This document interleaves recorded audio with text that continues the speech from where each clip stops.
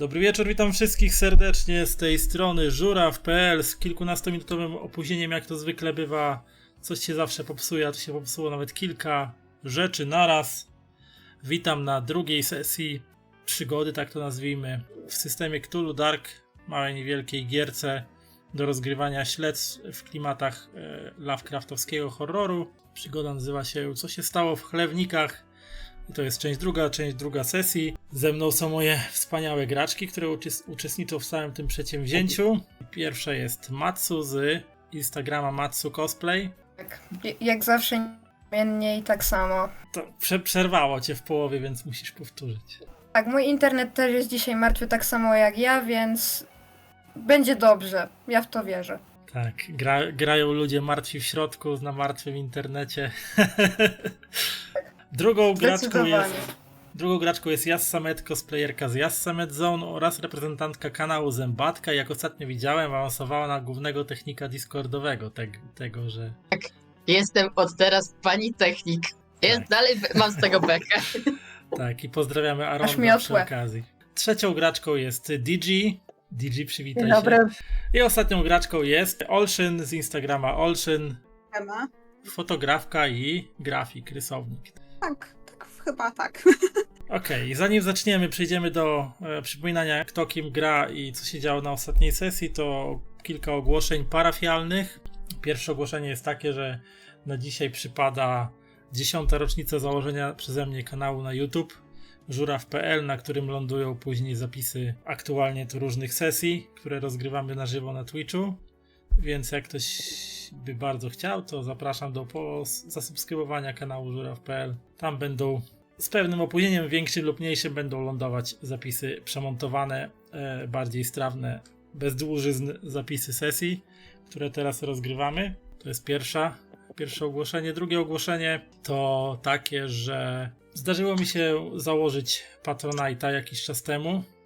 I w tej chwili mam jednego patrona. Sean, pozdrawiam cię serdecznie w tym miejscu. Link do Patronite'a wyświetla wam się na layoutie tego streamu, więc macie w każdej chwili w niego wgląd, oraz bot Stream Elements też wyświetla co jakiś czas komunikaty z linkiem do tego Patronite'a. Jak ktoś by chciał, to zawsze chętnie przyjmę wsparcie. Wspierajcie żurafa, dobrą robotę robi i bardzo mocno się uczy. Tak.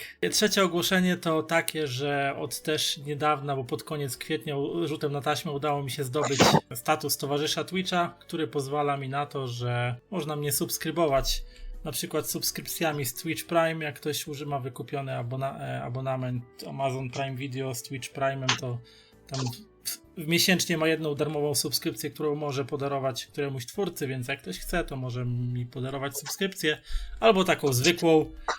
Też zachęcam do wspierania kanału żuraw.pl również na Twitchu. Każda pomoc na pewno będzie sprawiała, że będzie mi łatwiej kontynuować moje działalności i się rozwijać w pożądanym przeze mnie kierunku. I ogłoszenie ostatnie to takie, że też na przestrzeni ostatnich miesięcy rozdzieliłem działalność RPG-ową od działalności growej i do giereczek wideo powstał osobny kanał na YouTubie Żuraw gra w gry. I jakby ktoś chciał tam oglądać, jak sobie przechodzę na przykład Wiedźmina 3 i kolejne dodatki, to może tam, ewentualnie gramy w Conana, ponieważ tam też lądują zapisy z Twitcha, kiedy streamuję sobie gry wideo. I to chyba by było na tyle z ogłoszeń parafialnych na dzisiaj. Za opóźnienia przepraszamy, ale miałem problemy techniczne, raz z Discordem, który nie wykrywał mi mikrofonu, a dwa z Foundry, które stwierdziło, że nie wpuści moich graczy na swój teren. I musiałem znaleźć jakieś ominięcie tego problemu. Jak widać, znaleźliśmy i działa, i będziemy grać. Matsu, jak coś, to tam znikaj, jeśli potrzebujesz, ale wróć do nas koniecznie. Natomiast pytanie zasadnicze... Tak, pytanie zasadnicze do moich graczek, czy któraś pamięta, co się działo na ostatniej sesji i streści nam mniej więcej chociaż. Była wódka, byli kosmici, było żelastwo i problemy typowego polskiego PRL-u. I przy okazji bym chciał, żebyście przedstawiły swoje postacie i tam 2 zdania, kto kim gra. I pamiętajmy jeszcze, że jest potencjalny ruski agent na terenie. No, żeby to jeden. I mordercze gluty. Dobra, zacznę od przedstawienia i zacznę potem sesjować, w sensie przypominać sesję. Dopełnijcie mi to, bo jednak miesiąc minął i troszeczkę może mi już pamięć siadać. I Jasne. chyba ktoś zapomniał, jak gra panią sklepową. Zwykłą panią po 50, co to wszystko wie, handluje plotkami, wszystkie plotki zbiera jak leci, ma ten jeden zasadniczy sklep spożywczy na wsi i ona generalnie jest prawdopodobnie ważniejsza od samego wójta. I taki charakter też ma. I poczynając przypomnienie naszej sesji, albo przypomnę jeszcze, niech się reszta przypomni, żeby było łatwiej, dziewczęta. Panie policjancie, Tak. panie artysto, pani nastolatko wysłana na wieś. Dobrze, no to może ja odważniej zacznę. Piotr Niemiec, Polak, który nazywa się Niemiec, pracuje dla ruskich oficjalnie. Milicjant, handluje w miejscowości wódką, stały dostawca, raczy się swoim bimberkiem, który sam oczywiście pędzi. Stały dostawca naszego artysty, żeby miał przy czym pracować. Razem z panią Jadzią sobie sprzedają. I oczywiście pani Jadzia ma z tego stały zysk też. Oczywiście. No to Walenty Ignacy Adolf, słynny malarz, nie do końca akwarelista. Ale z tym słynnym też nie płynie. W flaszkach wszystko się zmienia. No to co, tatuś go na wieś wysłał malować, żeby politykowi wstydu nie przynosił i siedział w spokoju na zadupiu, nie rozrabiał za bardzo. No i niestety rozrabia. Kogoś to dziwi? Ani trochę. Absolutnie. Ani trochę. Z kolei tutaj Mariola Dziurawiec. Jak pusto w głowie, jak nazwisko mówi, jednym wchodzi, drugim wylatuje. Stereotypowa blondynka, niespecjalnie myśli, ale myśli na pewno o tym, jak wygląda. Nieważne gdzie jest, nieważne w jakiej sytuacji makijaż musi być. Strój też pewnie nieodpowiedni do chodzenia po błocie, ani w ogóle po wsi, co ona tu w ogóle robi, ona sama nie wie, ale ją tu wysłali, żeby wyszła na ludzi. Czy to wyjdzie? Wątpię. Istotne jest to, że jest po uszy zakochana w naszym artyście i nie widzi świata poza nim. Tak, i To owczym, wesoła ekipka. i owczym pędem podąża za nim praktycznie wszędzie, gdzie by nie poszedł, więc... Oczywiście. Taka to nasza Dosłownie, wesoła owczem. ekipka. Niestety grająca na tej sesji współczuje ci żuraw. Miała sobie jakiś spokojny dzień, aż tu nagle przyjeżdża, z tego co pamiętam, samochód, ale chyba nie Wołga. Czy to była Wołga? Wołga. To była Wołga. To była Czarna Wołga, jeszcze była. w której wysiadł szanowny pan miastowy w słonecznych okularach, podsmokał i pojechał dalej. Sytuacja jest następująca. Mamy sobie miejsce pracy w tym momencie, PGR chyba mamy, na wsi, ale nie pamiętam, którego jedzie kontrola. Kontrola z bardzo dużego miasta. I podczas tej kontroli ma być wszystko co coś glancuś. Tak, ma być wszystko co coś glancuś, że posprzątamy całowsiowo chodniczki, Walenty ma zrobić jakąś wystawę obrazów, czy tam pomalować płot, nie pamiętam. Dziewczyny mają pleść wieńce i narobić ciastek i ogólnie jest ściepa wioskowa, żeby ten człowiek, który przyjedzie, to że ma być jakiś tak ugoszczony, że matki się tak nie gości, co tego człowieka. Myśleliśmy, że to ta Wołga. To się okazuje, że nie. Bo do tego kołchozu to jacyś dziwni ludzie przyjechali. Tacy, co my ich nie znamy. I to w sumie ciężko stwierdzić, kto to jest, czego tu szuka. Wiadomo, że jeden magazyn, czy tam dwie hale, albo jedną, albo dwie hale zajęli i nie wpuszczają nikogo i tam wejść się nie da.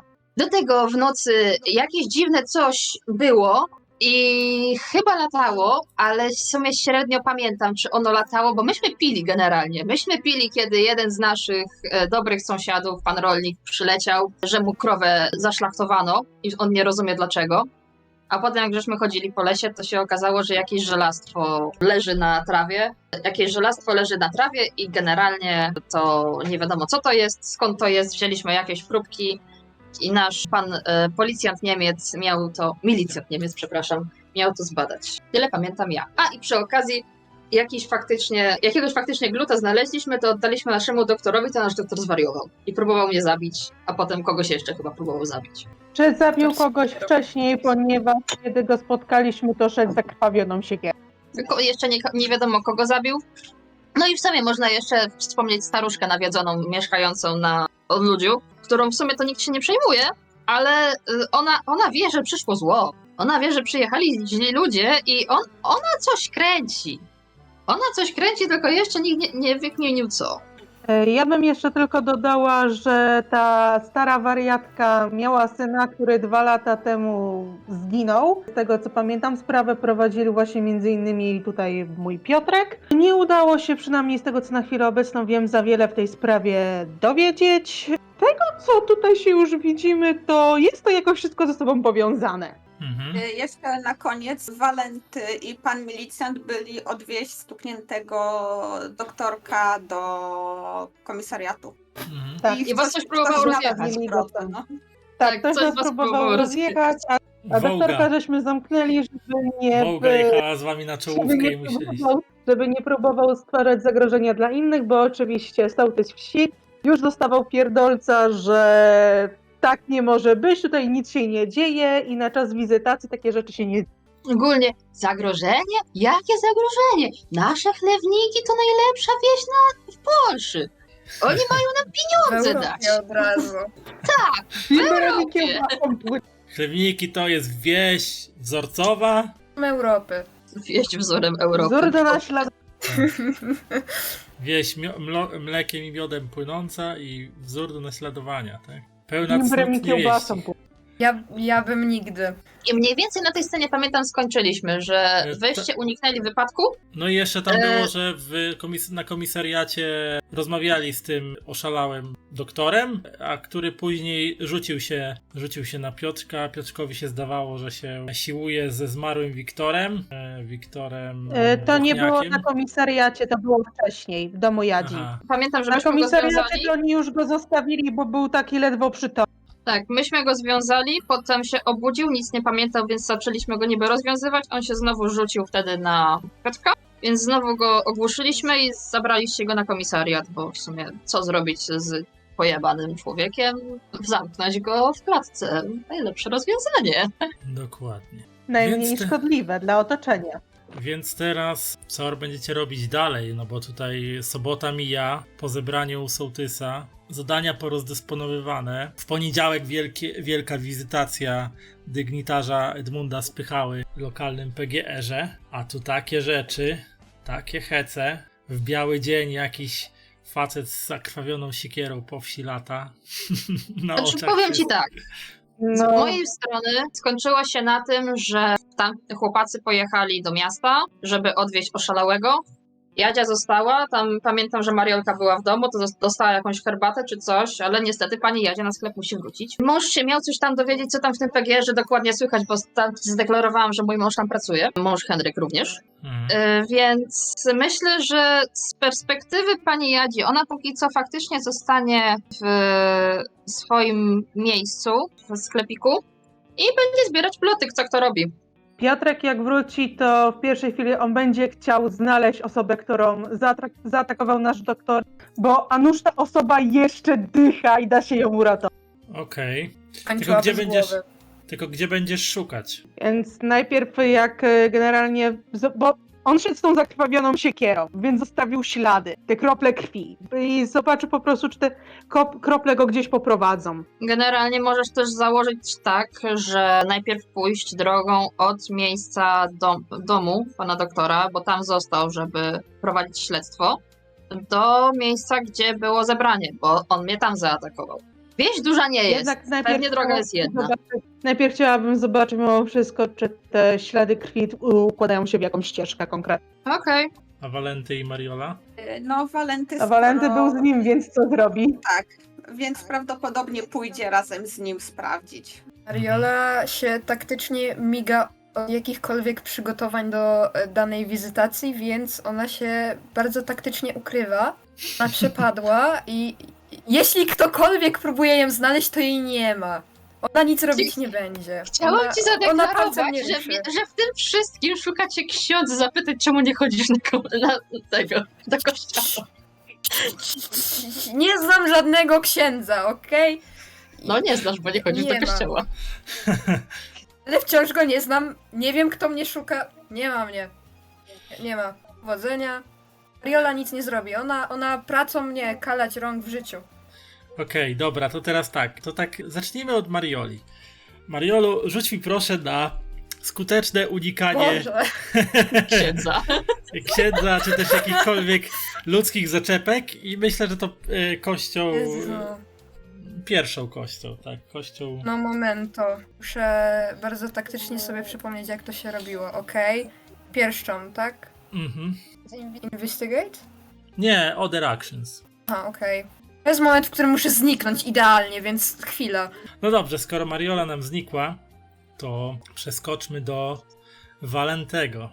A nie, Walenty jest z Piotrkiem, tak? Czyli razem przeprowadzacie dalej śledztwo, Tak. więc To nie, Piotrze, ja cię słucham. Piotrze, Kręci się za nim Walenty niczym Mariola za nim. Aha, Ludzi po Walenty, prostu. Walenty złapał bakcyla i poczuł się, że teraz pracuje jako milicjant, tak? Śledczy. Nie, ale wiesz co, wyobrażam sobie ten ciąg. Mariolka lata za Walentym, Walenty lata za Piotrkiem. Piotrek prawdopodobnie często bywa w sklepie, ponieważ sprzedaje tu alkohol. I wszyscy się tak bardzo lubią. Tak, Tak. ale nie oczekujcie od mojej pani sklepowej, że ona się przejmie Mariolką. Ona ją może co najwyżej ścierą zdzielić przez łeb. Więc po odstawieniu... Miotło w łeb. Po odstawieniu... Miotła złamana! Po odstawieniu doktora Maxa Sachajki do lokalnego posterunku w Kopydłowie celem zabezpieczenia przed kolejnymi aktami przemocy wobec siebie bądź innych, wróciliście pod kościół, gdzie w sumie była cała ta scysja z próbą atakowania siekierą pani Jadzi. No i badacie drogę, z którą przyszedł Max. Piotrze, rzuć mi na Investigate'a i rzuć mi, myślę, 2 tymi kostkami pierwszymi, chyba że chcesz od razu z kością szaleństwa, znaczy insight, wejrzenia teraz, tak. Chociaż chyba masz dosyć wysokie już masz dosyć wysoki Właśnie o to insight. chodzi. A, jeszcze pamiętajcie, przypominam, że jeżeli któryś z was osiągnie insight na poziomie 5 i będzie mu to groziło przy kolejnych rzutach popadnięciem w całkowite szaleństwo, możecie próbować je obniżać poprzez albo krzywdzenie na przykład samego siebie w jakiś sposób, albo poprzez sabotowanie, utrudnianie życia reszcie badaczy i odciąganie ich od właściwego śledztwa, tak? Tak, Bo to na obóz może mi się to wredne. niedługo przydać. To jest wredne w tym systemie, ale jakie wtulowe? Nie no, kolejnie. Okej. Kolejna szóstka. Ile masz Nie, insightów w tym momencie? Wróciłam. 4. Insight Nasz jeszcze milicjant jest szalony. 4 i teraz jeszcze musi, ponieważ wyrzuciłeś 6, to musisz rzucić jeszcze znowu insight rolla. Ale na szczęście jakoś Ten się... sam. Matsu, nie było cię chwilę. Nasz milicjant jest jeszcze bardziej szalony. No, Świetnie. jeszcze nie. Dlaczego ten, co ma broń? Czemu ja z nim jestem? Żeby byłaś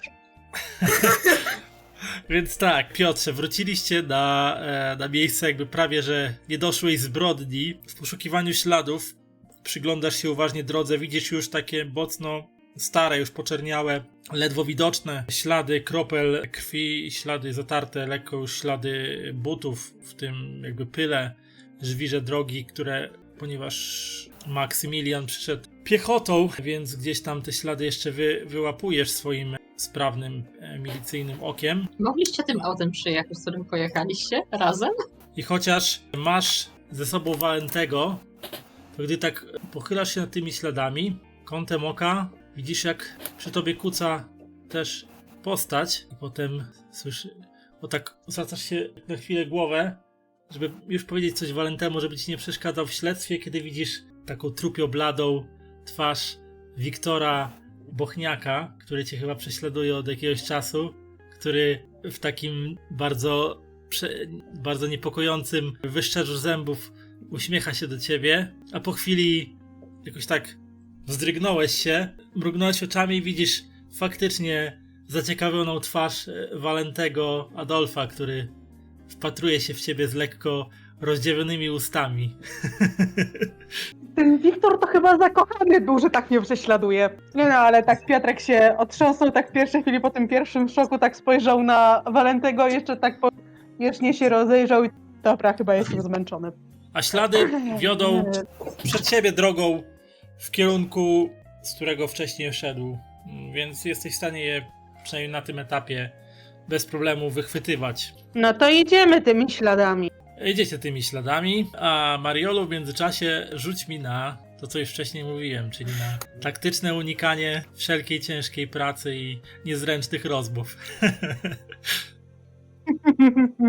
Roluję, ale wierzę, że 4. roluję. Tak, udaje ci się. Wow. Kiedy tam twoi towarzysze wyruszyli do swoich jakichś tam zajęć, ta gawieć, która gromadziła się przy kościele, zaczęła rozchodzić się do domów. Zobaczyłaś kątem oka, jak w twoją stronę, poprzez tłum obywateli wsi Chlewniki, rzędnący powoli, przepycha się ksiądz Antoni Lawenda, więc czym Ksiądz prędzej... mnie goni, jak to brzmi. Ucieka oczywiście jak Już- najszybciej w te już tam pędy, słyszysz- byle zejść mu z oczu. Już tam widzisz, jak on tak rękę podnosi do góry i tak Pani Mariolu! Pani Mariolu! Nie, ona nie słyszy, ona nic nie słyszy, ona idzie przed siebie, byle dalej. Tak, ale gdzieś tam łapiesz drugi bieg, w swoim kroku i Tak, dokładnie. szybszym, żywszym tempem próbujesz wmieszać się Kościołowy! w tłum. Tak, ludzi wracających z terenu kościoła z powrotem do wsi. Całkowicie jakby udajesz, że słowa nawoływania księdza do ciebie nie trafiają i udajesz się w drogę, Nigdy. Jaki wołanie w powrotną. ogóle? Żadnych głosów nie ma. w drogę powrotną do domu. Tak się składa, że po drodze gdzieś tam, żeby polawirować po wsi, czy poudawać, że jesteś bardzo zajętą osobą i bardzo zaaferowaną jakimś niezwykle ważnym zadaniem, być może zleconym przez samego sołtysa Henryka Wcisło. Mogę zaoferować kwiatki. Tak. Przechodzisz koło domu starej Bochniakowej. To cię Stara- daleko wywiało, dziewczyno. O nie. Zgubiła się, uznajmy. Geografia nie działa. Teraz cię Zgubiłeś. złoży w ofierze. Ja wpadam na Jak starą zwykle, wariatkę. coś tu się... Stara Bochniakowa, gdy tylko cię zobaczyła, wpatruje się w ciebie swoim nienawistnym spojrzeniem i mówi: patrz synku, ta wywłoka, ta ladacznica, co się szlaja z tym cholernym malarzem. Patrz na nią. Zobacz, Wiktor, ona myśli, że ona umknie, że jej ładna buźka uchroni ją przed tym, co ją czeka. Biedna dziewucha. Mariola stoi trochę jak wryta i ona tak patrzy na tą starą wariatkę, której imienia nie pamięta i tak patrzy Że i nikt we wsi nie mruga pamięta tego zdziwiona. imienia. No to swoją drogą, ona wie, że istnieje, tak patrzy i się zastanawia, czy coś powiedzieć, czy jednak się odwrócić i pójść. Finalnie tylko mruczy pod nosem to stara wariatka. Ona chce odejść. Czy zostanie zatrzymana? By nie. Ona ma zamiar to zignorować i udać, że nic nie było. Więc ty odwracasz się i idziesz dalej z kasował. To jest taktyczna ucieczka. Udawaj, że nic się nie stało. Wróć do tego swojego chłoptasia. Myślę, że cię ochroni. Nic nie ochroni takiej Kobieta ladacznicy jak zwariowała. ty. Gada od rzeczy.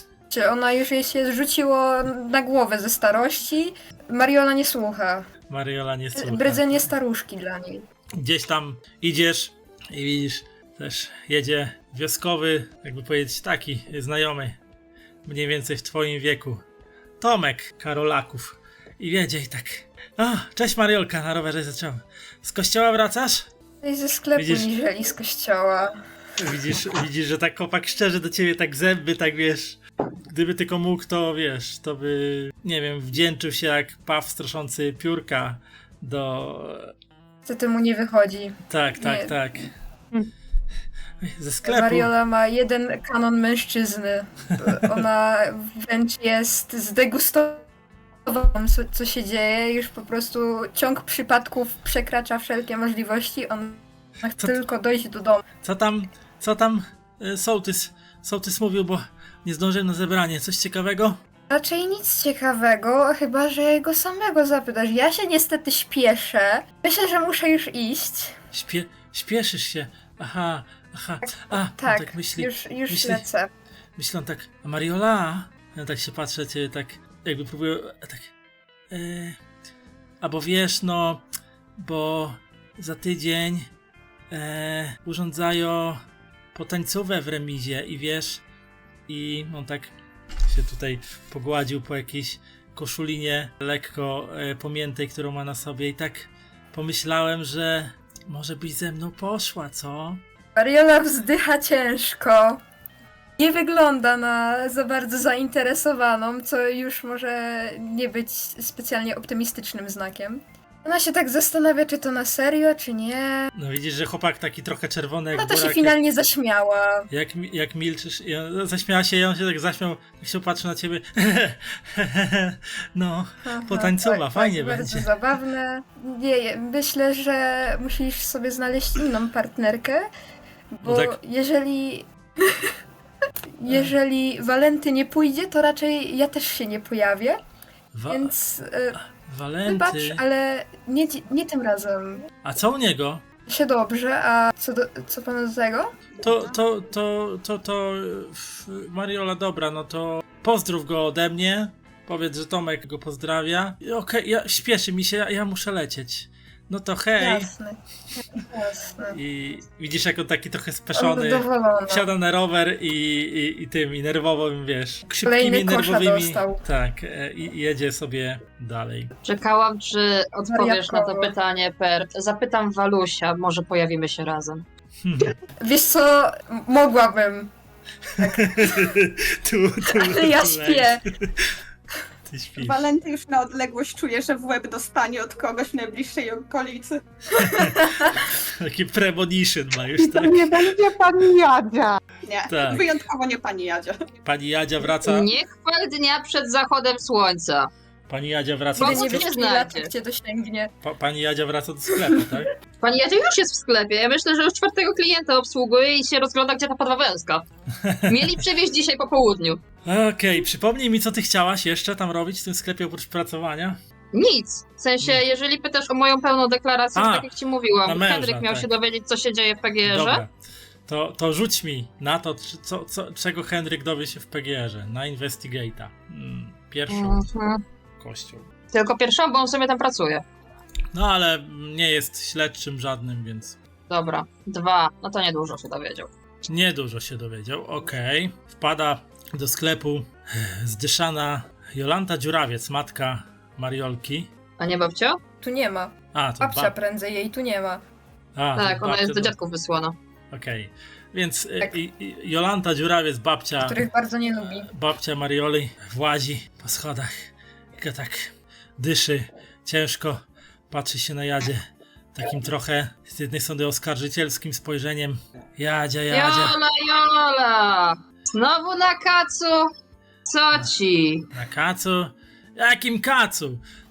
Co ruszenie te schody coraz dłuższe się robią? Ja nie wiem. No to tobie coraz noga to krótsza się robi. Ludzie na starość tak mają, ja też. Wcześniej to wiesz, ja 180 wierzyłam, teraz tylko 178. Słuchaj, ty Mariolki przypadkiem nie widziałaś? Wiesz co, była, bo... Czy ty byłaś w kościele? No, musiałaś być w kościele, byłaś w kościele, co nie? No ja bym w kościele nie była, no za kogo mnie No masz? No właśnie. Jadzia. No i jak mi się wyszło szybciej, ponieważ trzeba było sklep otworzyć, zanim ludzie wyjdą z kościoła. No się wie. I powiem ci, naszemu doktorowi coś się tak gorzej stało. A ty widziałaś? A zresztą, on się na ciebie siekierą zamachnął. Co mu odbiło? No właśnie, nie wiem, zmysły postradał. Piotrek go zabrał na komisariat, ale Przecież to ten taki Walek niespotykanie był obok. spokojny człowiek był. A że Walek był obok, to Mariolka też była obok, to nam trochę pomogła ogarnąć tego człowieka. Ale co oni potem pojechali, to Mariolka wyszła i tyle, żem ja widziała. A, czyli nie wiesz, pewnie znowu z tym artystą od 7 boleści się szlaja. No ale Walek pojechał do miasta z Piotrkiem. Coś długo ich nie ma. To gdzie ona się tam szlaja, jak akurat w domu potrzebna jest? Trzeba placki piec, obrusy A weź krochmalić. zobacz pod domkiem Walka, bo jeżeli Walka nie ma, to ona może siedzi u niego na ganku. A Ogarnij to ja ją myślę, trochę, że ja bo... mam zdrowie latać za tą bździągwą po całej wsi i jej szukać. Ty wcale taka stara nie jesteś. Ile ty skończyła? 60 lat? To jest młoda jesteś kobietą. Jak ci zdrowia brakuje, to No idź tak się wiesz. pomódl i na pewno troszeczkę będzie ci lepiej. Ona tak wiesz, tak nagle tak jakby trochę się bardziej wyprostowała. Tak wiesz, pierś dumnie wypięła. No, w sumie to rację masz, Jadzia. To jakbyś ją widziała, to powiedz jej, że babcia ją szuka pilnie i że ma do domu wracać i pomagać, bo tu nikt się ma nie migać od roboty. Ja wiem, że ona zapatrzona w tego chłoptasia i świata poza nim nie widzi, ale to nie może tak być. No, szczególnie, że ludzie gadają, niech ona tak ostentacyjnie to do niego nie chadza na nocne schadzki, bo już mi ludzie gadają, że ona taka i owaka. I co ja będę potem słuchać od koleżanek? I śmichy, Jak chichy tu za plecami? przyjdzie, Ja to znam. jak tu przyjdzie, to jej powiem. Wszystko zależy od tego, kiedy chłopacy wrócą i gdzie ona się turla. A może ksiądz ją wreszcie wziął na pogadankę? O, ksiądz, Egzorcyzm. jakby on ją na pogadankę wziął, a jej by się przydało, Ja jestem święcie przekonana, że jej by się przydała rozmowa z księdzem. Może ona w końcu by jakiegoś rozumu nabrała, pewnej godności też, cnót niewieści. A masz rację, bo łazi cały dzień, opierdziela się, nawet pana Mickiewicza nie przeczyta, a tu w każdym kraju pana Mickiewicza wypada znać. Wiesz co, Jadzia, ja nawet nie wiem, czy ona wie, kto to był Mickiewicz. To może weź jej podsuń, jak do domu na noc wróci, bo jak tylko tych ruskich kacapów będzie wsuwać, to będzie z niej, to będzie z niej koszmarna baba. Bo skalkę jeszcze z nią zrobią. Już ja nie będę mówić, co ona tam lubi wsuwać, ale na pewno nie ruskich kacapów. Oj, ty. Co? Przyszłaś pewnie po kiełbasę, jak co środę. A co, jest? Jest moja? No jeszcze nie, ale myślę, że do godziny przywiozą. No też się na nich wkurzam. Dobra, to ja jeszcze pójdę Jóźwiakową odwiedzę, jak tu przy okazji w okolicy jestem, bo tam sprawę do niej mam, ale mówię, jakbyś Mariolkę gdzie widziała, to jej przykaż do domu wracać ma pędem i nigdzie nie zachodzić. Dobrze, zgodnie z twoją prośbą. A u Jóźwiakowej w sumie co? Bo tak od 2 dni to jej nie widziałam. A, bo stary jej za nie mógł, jakieś tam lumbago go złapało, czy coś tam, nie wiem, dźwignął coś. Lumbago? No tak mówiła, że lumbago starego dziabnęło, bo on tam coś dźwignął w tym PGR-ze, Tucki mu coś tam kazał i potem chłopse w krzyżu bidy narobił, więc go tam dogląda. Co by ich tylko nie zajechali w tym PGR-ze. Mój Heniu też teraz pojechał zobaczyć, co się dzieje. Bo jak tą całą wizytację mają ściągnąć, to pewnie będą chłopacy zapierdzielać pod 120%. No, pewnie tak, bo tam normy muszą być wyrobione w imię Polskiej Rzeczpospolitej Ludowej, prawda? Towarzysz Tucki już tam pewnie każe im pucować i szlifować wszystko na błysk. Tucki niech tej swojej teczuszki pilnuje. Bo co go widzę, to z tą teczuszką zapierdziela. Agronom nam tutaj się zrobił. No dobrze, to ja idę. Jak coś, to przyjdę później po tą kiełbachę swoją ulubioną i pamiętaj o Mariolce. Jedź. Dobra, przeskoczujemy do Piotra, którego nie widzę. Piotrze? Tak. Walenty.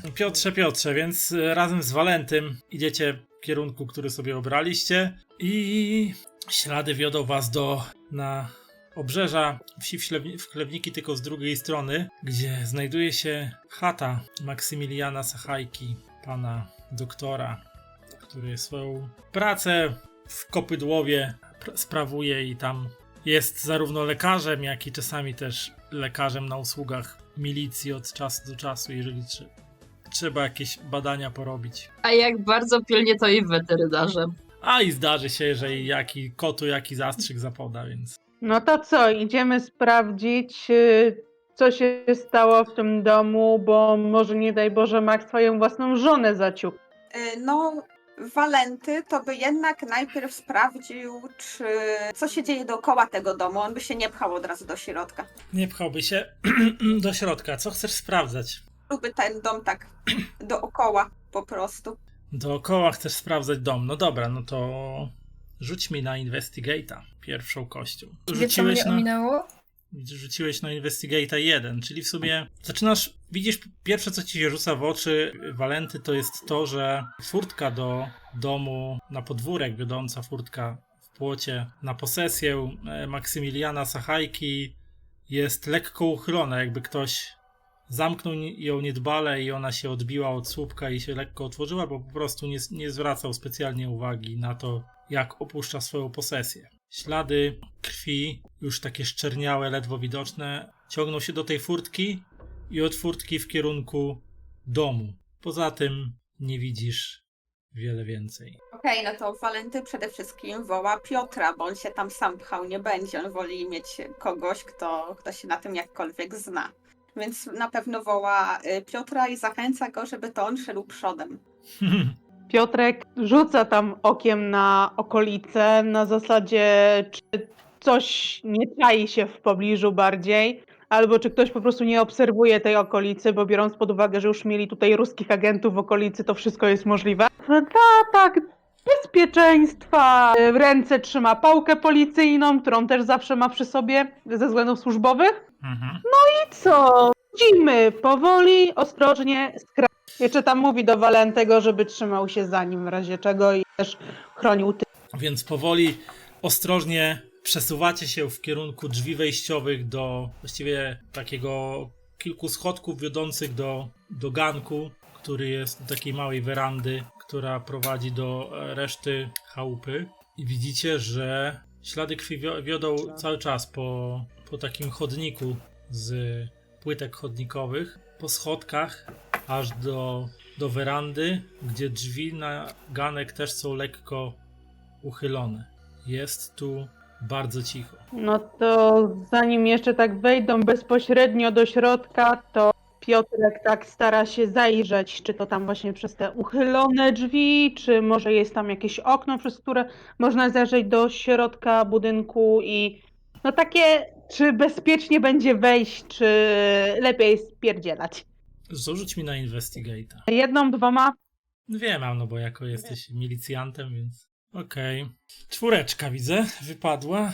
Jesteś kompetentnym śledczym, więc bez problemu orientujesz się, że weranda jest pusta, drzwi są lekko uchylone, okna, które było widać z przodu posesji, na przedniej fasadzie budynku są pozamykane na głucho, więc tędy raczej dostać się nie da. Trzeba było po prostu zagłębić się do wnętrza werandy i później iść ewentualnie dalej w głąb chałupy.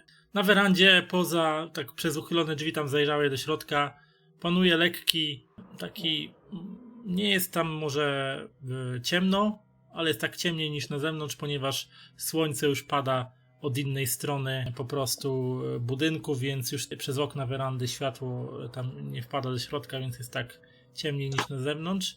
Ale nie widziałbyś, żeby tam coś jakiegoś... Poza tym, że widać też ślady krwi, które ciągną się gdzieś w głąb domu, to nie ma absolutnie niczego bardziej tam niepokojącego poza tym.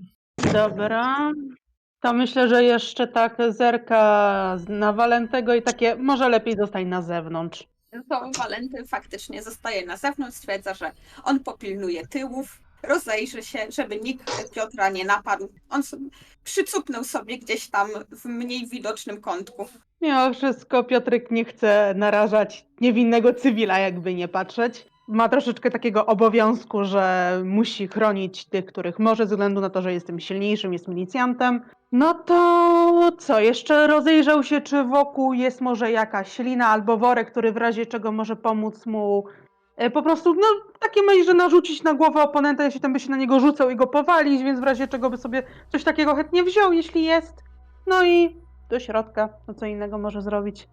Chyba, że jest jakieś wejście od tyłu. Wyjście od tyłu? W sumie nie wiesz, czy miał wyjście na podwórek z tyłu Maksymilian, bo nigdy tamtędy do niego nie przychodziłeś, więc w sumie nie wiesz. Musiałbyś sprawdzić. Więc to sprawdzi. Więc wycofujesz się z werandy i podążasz za Walentym, który gdzieś tam też szedł już, żeby okrążyć budynek od drugiej strony. I faktycznie za budynkiem rozciąga się dosyć rozległe podwórze, takie dosyć typowe, chociaż może wskazujące, że mieszka tutaj ktoś bardziej majętny, ponieważ budynki gospodarcze, które znajdują się za chałupą Maksymiliana, są już postawione z cegły bądź pustaka. W przeciwieństwie do wielu drewnianych jakichś tam stodół i komórek, który większość mieszkańców ma na swoich podwórkach, tutaj jest nieco bardziej, może nie wystawnie, tylko bardziej zamożnie to wszystko wygląda. Na środku cembrowina betonowej studni z takim kołowrotem i zawieszonym na łańcuchu wiadrem, które można puszczać w głąb, żeby nabrać sobie wody z niej, i jakieś tam poustawiane narzędzia pod ścianą którejś z jakichś tam komórek. Zaparkowany samochód Maksymiliana, który poznajesz. Jak będzie syrenka. Może być stara syrenka w kolorze écrit, tak, z chromowanymi takimi felgami, którą czasami jeździł do pracy, ale też nie zawsze, bo czasami zdarzało mu się jeździć do Kopydłowa rowerem, na przykład w cieplejsze dni. Drzwi do komórki jednej są rozchylone, tak jakby ktoś do niej wchodził, a potem zapomniał zamknąć drzwi.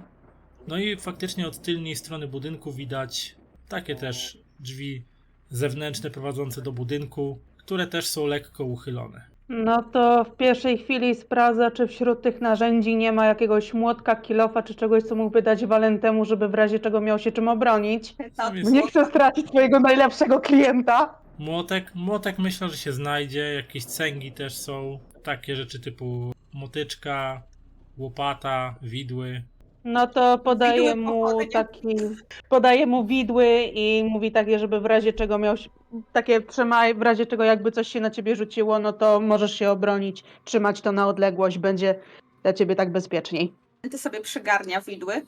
Dla pewności bierze jeszcze jakiś mniejszy młotek, chowa go sobie z tyłu w spodnie do kieszeni. I on już może być policjantem, czy tam milicjantem. Milicjantem.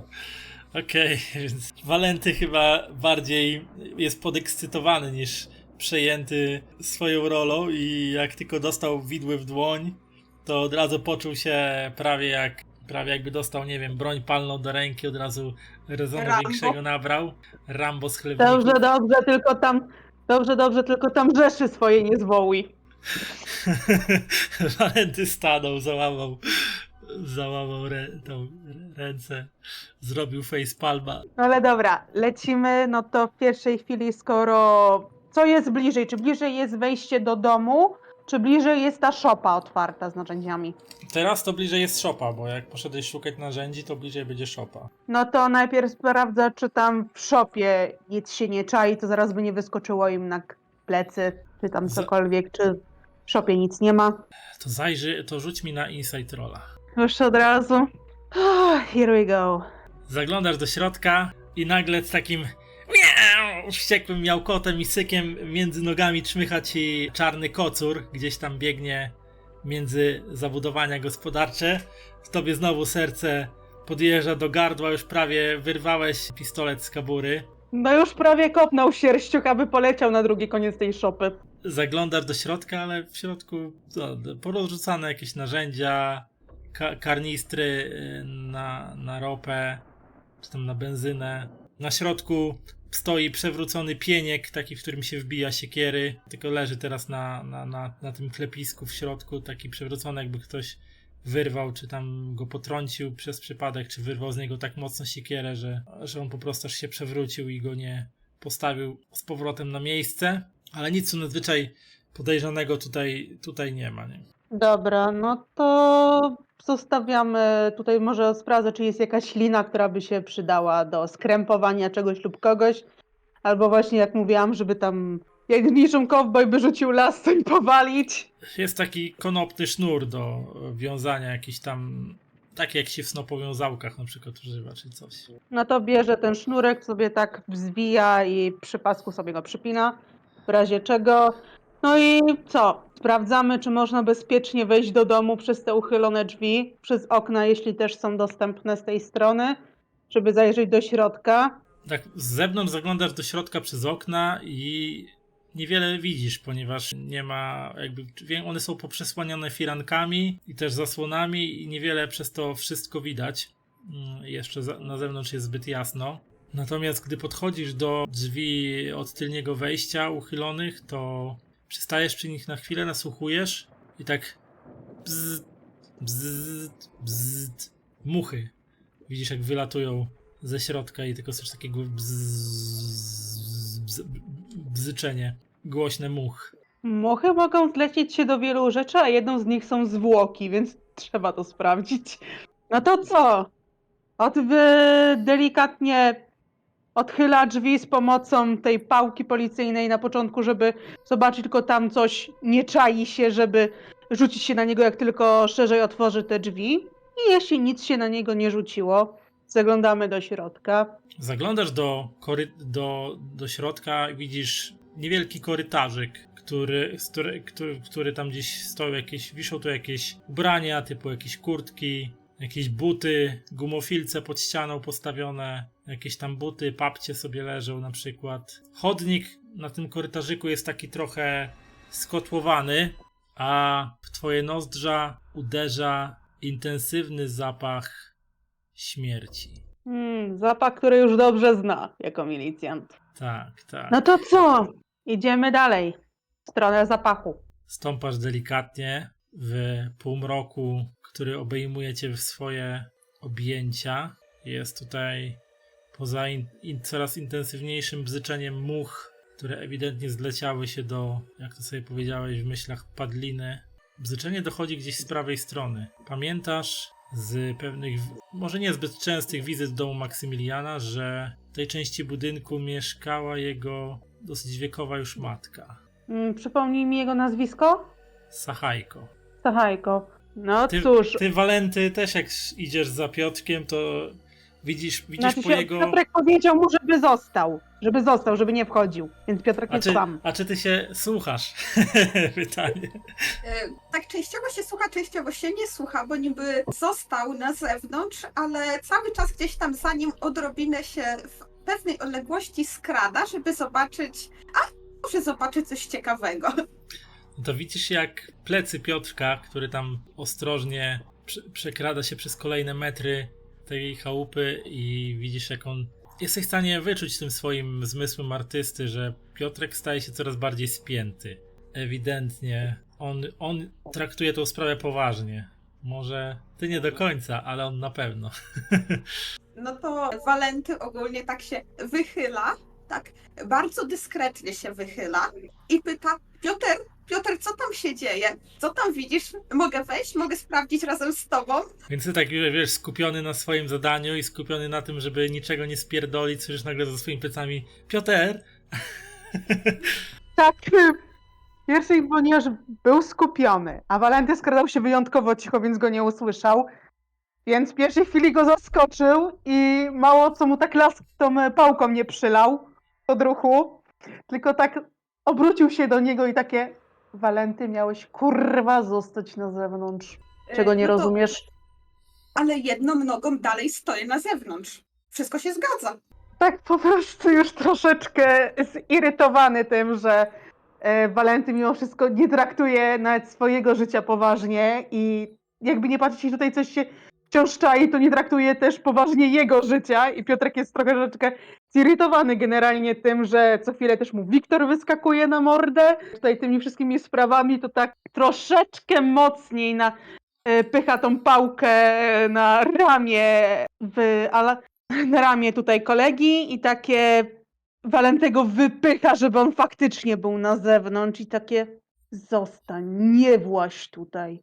No, Walenty mu się w sumie pewnie sprawdzi, że jednak w łeb dostanie, ale aktualnie niezbyt chce, więc faktycznie się cofa i stoi sobie grzecznie przed drzwiami z widłami jak statua wolności.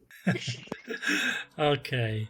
Wracasz z powrotem do miejsca, w którym skończyłeś przepatrywanie terenu. No to lecimy dalej, wciąż ostrożnie, czy po prostu nie ma tutaj jeszcze jakiegoś innego niebezpieczeństwa, ale no idziemy to prawo i ma już taką obawę, że tym trupem może być właśnie matka naszego lekarza, którą osobiście jeszcze pamięta, jak był mały, ona piekła bardzo dobre placki, byłoby mu momentalnie tak szkoda jej po prostu. Skręcasz w prawo. Widzisz, że drzwi do pokoju pani Krystyny Sachajko są szeroko otwarte. Z daleka widzisz już, że gdzieś tam w pomieszczeniu leży przewrócone krzesło i widzisz też ślady krwi, które ciągną się dosyć gęstym, zaschłym strumieniem od pokoju pani Krystyny w kierunku wyjścia tego frontowego z domu. No co? No wejdźcie tam. Intensywne bzyczenie much nasila się coraz bardziej, a zapach zduszącego, słodkawego zapachu śmierci przeradza się w intensywny smród. Wchodzisz tam, tak? Tak, chodzi. Okej. Wchodzisz do środka i robimy cliffhanger. Przeskakujemy do Matsu. Matsu, jesteś? Mariola? Uznajmy, że jestem, ale kamerki nie włączę, to ledwo działa. Nie wiem, Dobrze. kiedy mnie znowu wywali. Przeżyjemy bez Ja kamerki. mam dość. Przeżyjemy bez kamerki, dobrze.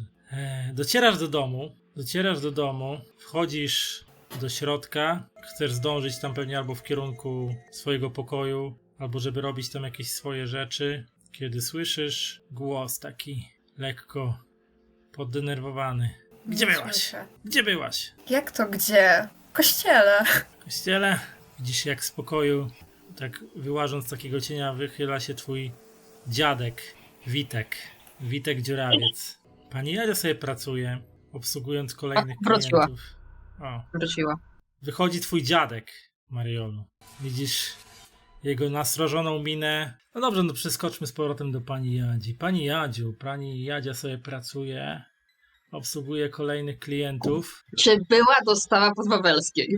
Była dostawa podwawelskiej, tak, z pewnością. No, to może coś odłożyć przy okazji dla pani Dziurawiec, skoro bardzo chciała tą kiełbasę. Ale pewnie dzięki temu jest 2 razy więcej klientów w sklepie, bo w końcu przyjechało mięso. I wraca, znaczy do sklepu wpada twój mąż, Heniek. Aha, Wpada, Jadzia, masz jako sodówę? cudowne? W sensie, co, sodę oczyszczoną ty chcesz? Nie, no wodę z tym. A, wodę z bąbelkami. Tak, właśnie. Weź sobie z regału, odpiszę. On tak bierze, otwiera tą butelkę, no, ten kapsel zdziera z niej i taki widzisz, jak tak takimi głębokimi łykami tak, i tak za jednym zamachem z pół butelki od razu wywala. Coś ty tak leciał. Odwala od ust. Ja tak. O, kurwa, dzisiaj Tucki nam dał tak popalić, że nie uwierzysz. Aha, już widzę przygotowania do wizytacji. Tamtych 2! Spadajcie ze sklepu, chwilowo zamknięte. Po wyganiać Coś tam- lokalnych coś tam- pijaczków, co jeszcze coś sobie tam- zostali. Ci coś tam marudzą pod nosami, coś jak to tak wyganiać klientów w trakcie dnia pracy, ale gdzieś tam wyłażą, zostawiając was puste, on tak Heniek opiera No. się. Zamykam drzwi, karteczka, zaraz wracam. Heniek opiera się tak ciężko o kontuar twojej lady. I tak ciężko. No, Stachu to dzisiaj przyszedł samego siebie. Jak ty ile lat tam nie pracuje, to kurwa tak nigdy nie zapierdalałem jak dzisiaj. Co nam kazał? Co nam Co kazał? A Pierdziela. co on nam nie kazał? Ty mi powiedz. Kuźwa, czyścić wszystkie sprzęty, pługi. Bizona nam kazał na błysk wypucować. I w ogóle jakieś tam wszystkie narzędzia poukładać tak jak trzeba. Sprawdzić wszystkie poziomy wszystkich płynów w pojazdach. I tam worki poukładać z nawozami.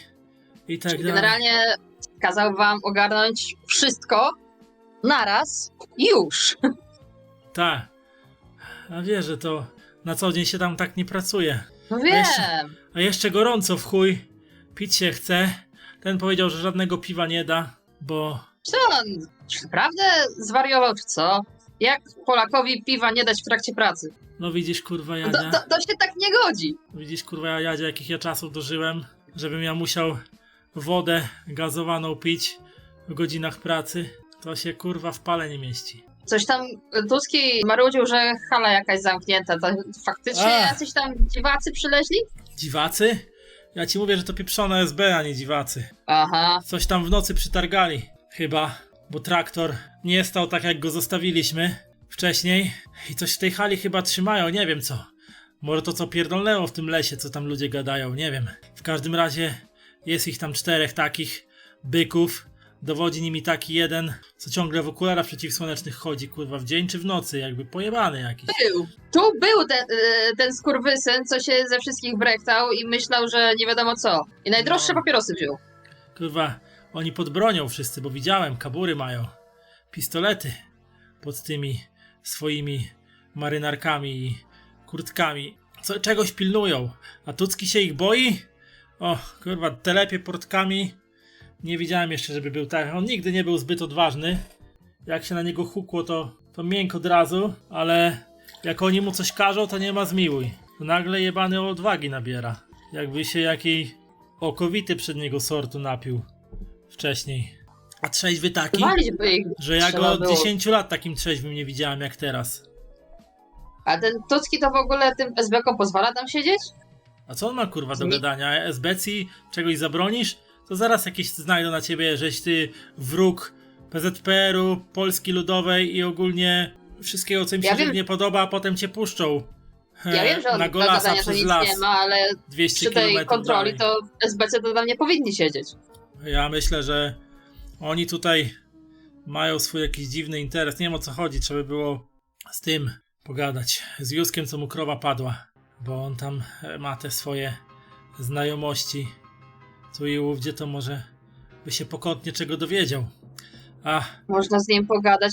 Piotrek zabrał część tego żelastwa, co spadło z nieba czy skądś, nie wiem. W lesie leżało jakieś żelastwo. ale to na rozkaz Stachurskiego, czy tak po prostu sobie wziął? Nie, jak nam ten... Jezu, jak on był? Janek? Ten, co mu krowa zdechła? No Janek chyba. Niech będzie, Jak, że jak, Janek. jak Jankowi krowa padła, to to on przyleciał po okolicy, do Waldka doleciał. Boże, do Walka doleciał, Piotrek był obok i poszli ponoć tam szukać. Aha. Nie wiem, no to lepiej niech on się teraz z tym żelastwem nie afiszuje, bo jak on to bez rozkazu jakowego wziął, tylko tak, to kuźwa jak podpadnie, to tyleś go widzieli, jak go SBcja zgarnie.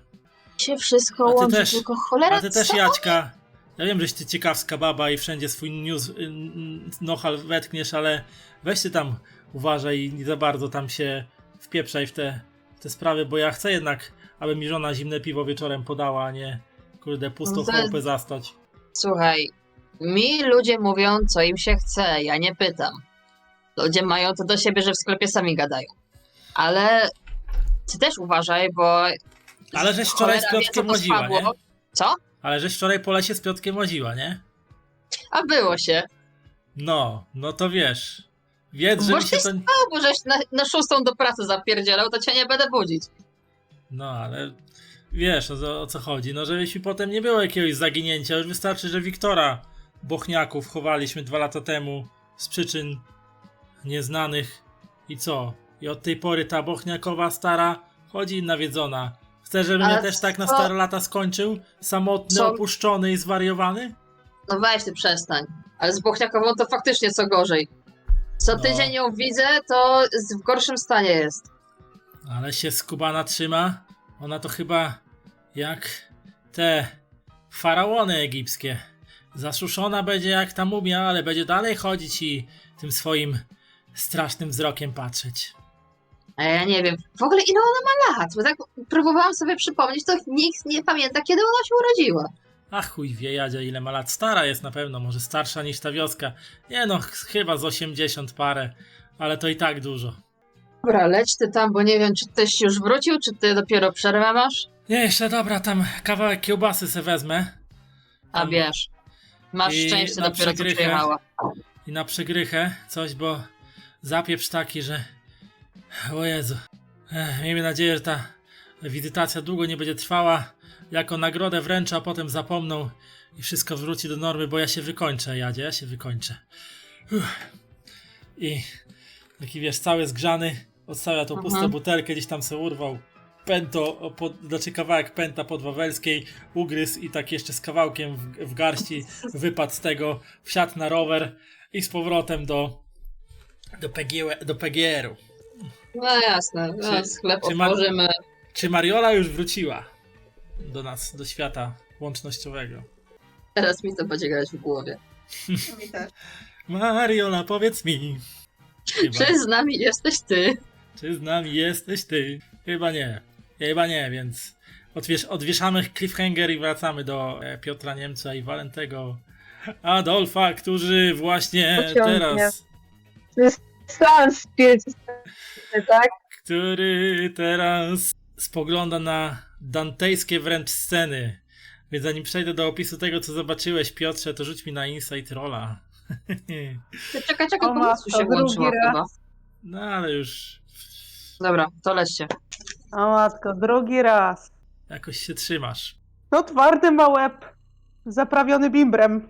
Przyznać musisz sobie szczerze, kiedy tak patrzysz na to, co stało się w domu Maksymiliana Sachajki, doktora Maksymiliana Sachajki, że jako żyjesz i jaką swoją karierę jakąś tam milicyjną masz, tak w życiu kurwa nie widziałeś takiej masakry. Jak Wyobraź zobaczył- sobie na środku pokoju, który był zapewne pokojem, w którym mieszkała i większość czasu przebywała, już trochę schorowana i niedołężna matka Maksymiliana Sachajki, pani Krystyna, stoi taki fotel, taki z takimi zaokrąglonymi, taki obity pluszem, z wysokim oparciem, zaokrąglonymi takimi tutaj podłokietnikami, taki w starym takim stylu.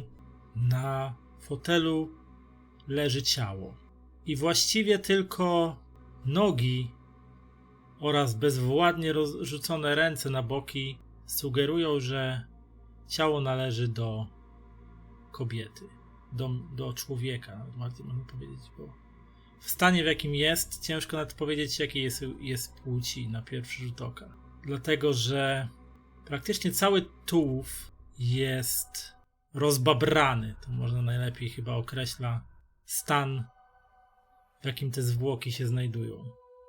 Wybebeszone narządy wewnętrzne, porąbane, rozwleczone po fotelu i okolicach jelita, miejscami porozcinane, z których bije fetor, nie dość, że rozkładającego się ciała, to jeszcze fetor fekaliów, który uderza cię w nozdrze i powoduje, że twój żołądek wywraca się do góry nogami i wędruje w kierunku gardła, próbując wypchnąć na zewnątrz cokolwiek, co dzisiejszego dnia spożyłeś i wypiłeś. No w pierwszej chwili to... Głowa, Naprawdę.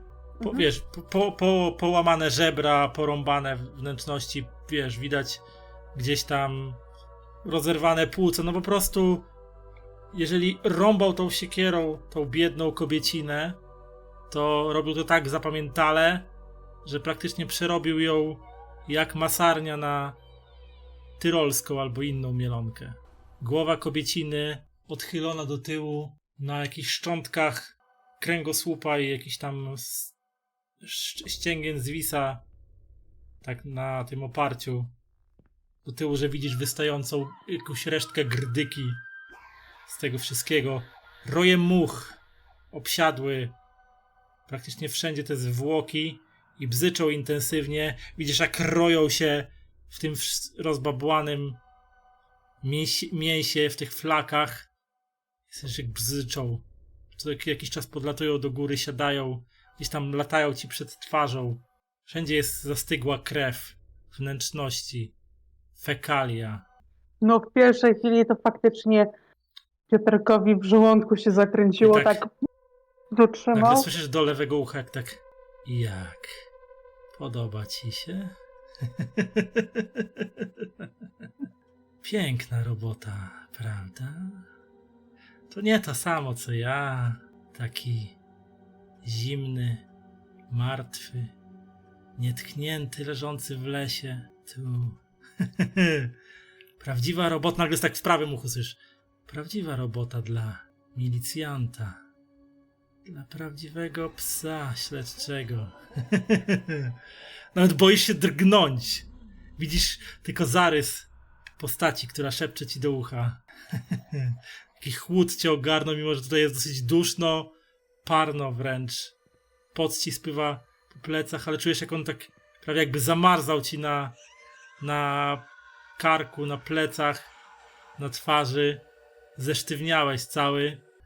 Taki spokojny Max. Taki niespotykanie spokojny człowiek. I patrz, co zrobił. A ty co zrobisz, Piotrze? Co ty zrobisz?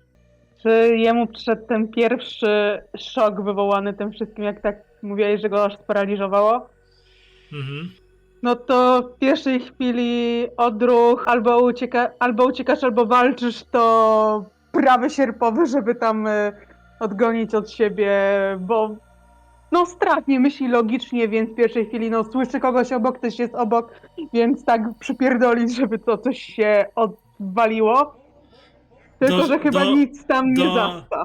Do rzeczywistego świata przywraca cię ostry ból w knykciach, kiedy zderzają się one z framugą drzwi pokoju, w których stałeś i tylko wiesz, wywaliłeś.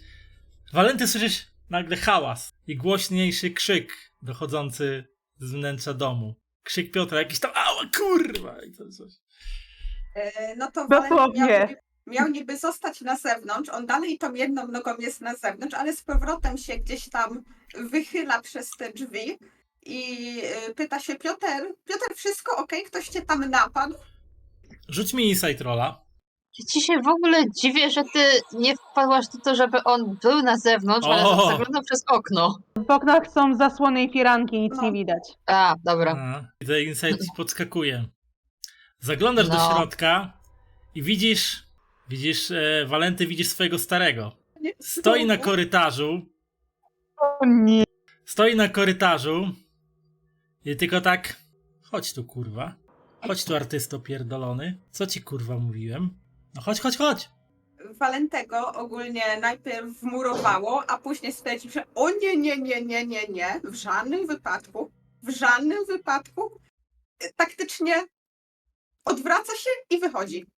Gdzie kurwa idziesz? Słyszysz za swoimi plecami, co tylko jakby sprawia, że adrenalina nagle ci się zaczyna pompować w żyłach w zastraszających ilościach. Wracaj to, jak ci do ciebie coś mówię. Ja No ci to- kurwa dam malowanie. Ja ci zmaluję. I zaczynasz uciekać, tak? Zatrzymuje się, zwalnia odrobinę kroku, bo jednak ze starym nieprzelewkim, zwalnia odrobinę kroku, ale nie odwraca się. On dalej zmierza konsekwentnie w stronę furtki, żeby wyjść. Zostawi Piotrka, no ładnie. W tym momencie gdzieś tam z daleka słyszycie dzwony kościelne dzwoniące, wybijające kolejną godzinę na zegarze. Mariolka, jesteś z nami czy nie? Pojęcie względne, nie wiem. Mariolka Schrödingera, rozumiem. Dobrze, więc gdzie byłaś? Ja spowiem i znikam, nigdy nie wiesz. Gdzie byłaś? Pyta się twój dziadek. Widzisz To jego jest dobre pytanie. Znowu szlajałaś się z tym bęcwałem. Wstyd tylko przynosisz rodzinie. Nie, skądże znowu? Jaki wstyd. Jak to jaki wstyd? To ty nie słyszałaś, co ludzie o tobie gadają. Żeś wywłoka, ladacznica. Ale ludzi słucha, kogo to obchodzi? Widzisz, jak dziadek tak, jakby w niego wstąpił jakiś taki nowy duch, bardziej energiczny. Tak podchodzi do ciebie. Ty mi tu nie pyskuj, młoda damo. Tylko odpowiadaj się do ciebie, jak się ciebie pytam. Ale że Gdzieś była. nie podniosłam. W kościele, W kościele. Ty masz mnie za oczywiście.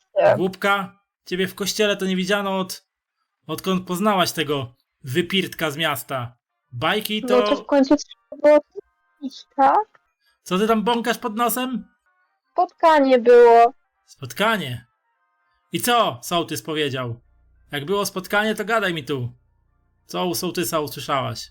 Mariola to tak odwraca wzrok chwilowo, bo ona to tak słuchała, że nie słuchała. I cisza. Tak myślałem. Łżesz tylko. Aby się szlajać. Bezeceństwa wyczyniać. Z tym swoim Walentym. O nazwisku przeklętym, niech mu ziemia nielekką będzie, kiedy już zejdzie z tego świata.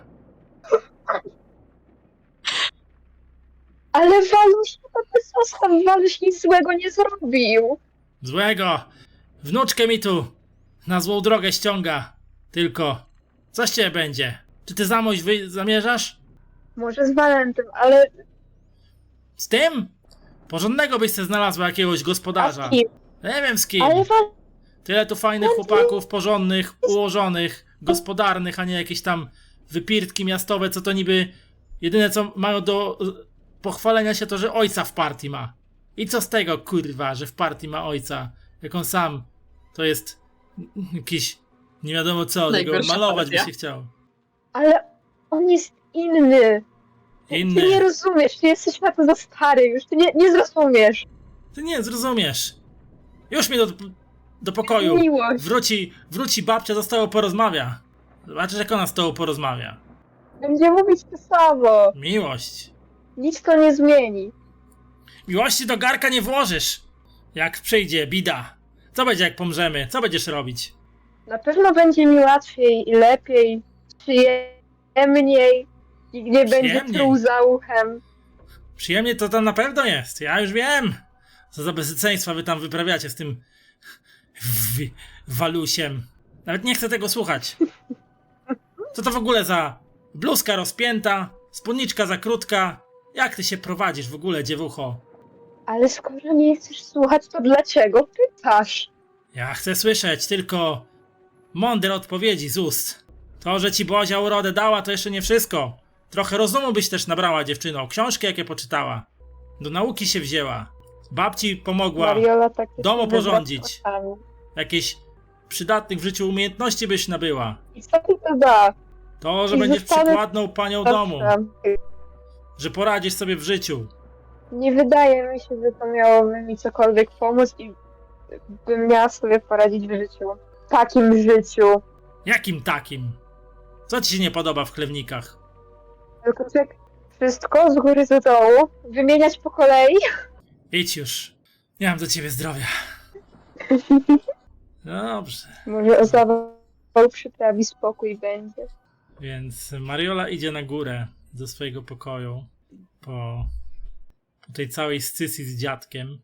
I co ty w tym pokoju chcesz robić? Czekać aż wróci babcia? Paznokcie malowe. Uciekaj oknem. Mi się przypomniał ten mem z Góry, no. pingwinkiem z założonymi rękami, z niezadowoloną mordką na krześle. To tak mniej więcej widzę Mariolkę w tym momencie. Tak. Wielka, która po namyśle zacznie malować paznokcie, bo stwierdzi, że ona woli wyglądać dobrze. Czyli jakoś niespecjalnie przejęła się tym, że dziadek na nią nakrzyczał. Ostentacyjnie maluje. Ani trochę się nie przejęła. Przyzwyczaiła się. No dobrze. Czy pani Jadzia dalej coś robi oprócz pracy? Nie, ale tak pomyślałam, że jeżeli jesteś łaskawy, to ja bardzo chętnie wzięłabym listę pogłosek na temat tego, kto przyjedzie, w sensie już z nazwiska, z miasta i tak dalej, z jakiejś funkcji, po co przyjedzie i jaką będzie mieć reakcję. Ale reakcje w jakim sensie? No, czy on będzie zadowolony i da nam nagrodę, czy chlewiki będą dobrze wypadną na tle innych miejscowości, czy może będzie chryja i sołtysa odwołają. Co generalnie ludzie mówią? Co generalnie ludzie mówią? No dobra, no to rzuć mi na Investigate'a. Jedną, dwiema? 2. No chyba, że chcesz 3 od razu. Nie. Ale 4 i 5, więc wydaje mi się, że dobrze, więc plotek... Odsiewamy te plotki, co zawsze padają, czyli że albo wszystko będzie pięknie i nasze miasto jest cudowne, albo wszystko się zawali i wreszcie tego Heńka sołtysa wyrzucą na krzywy ryj. Coś wartościowego mi tylko powiedz.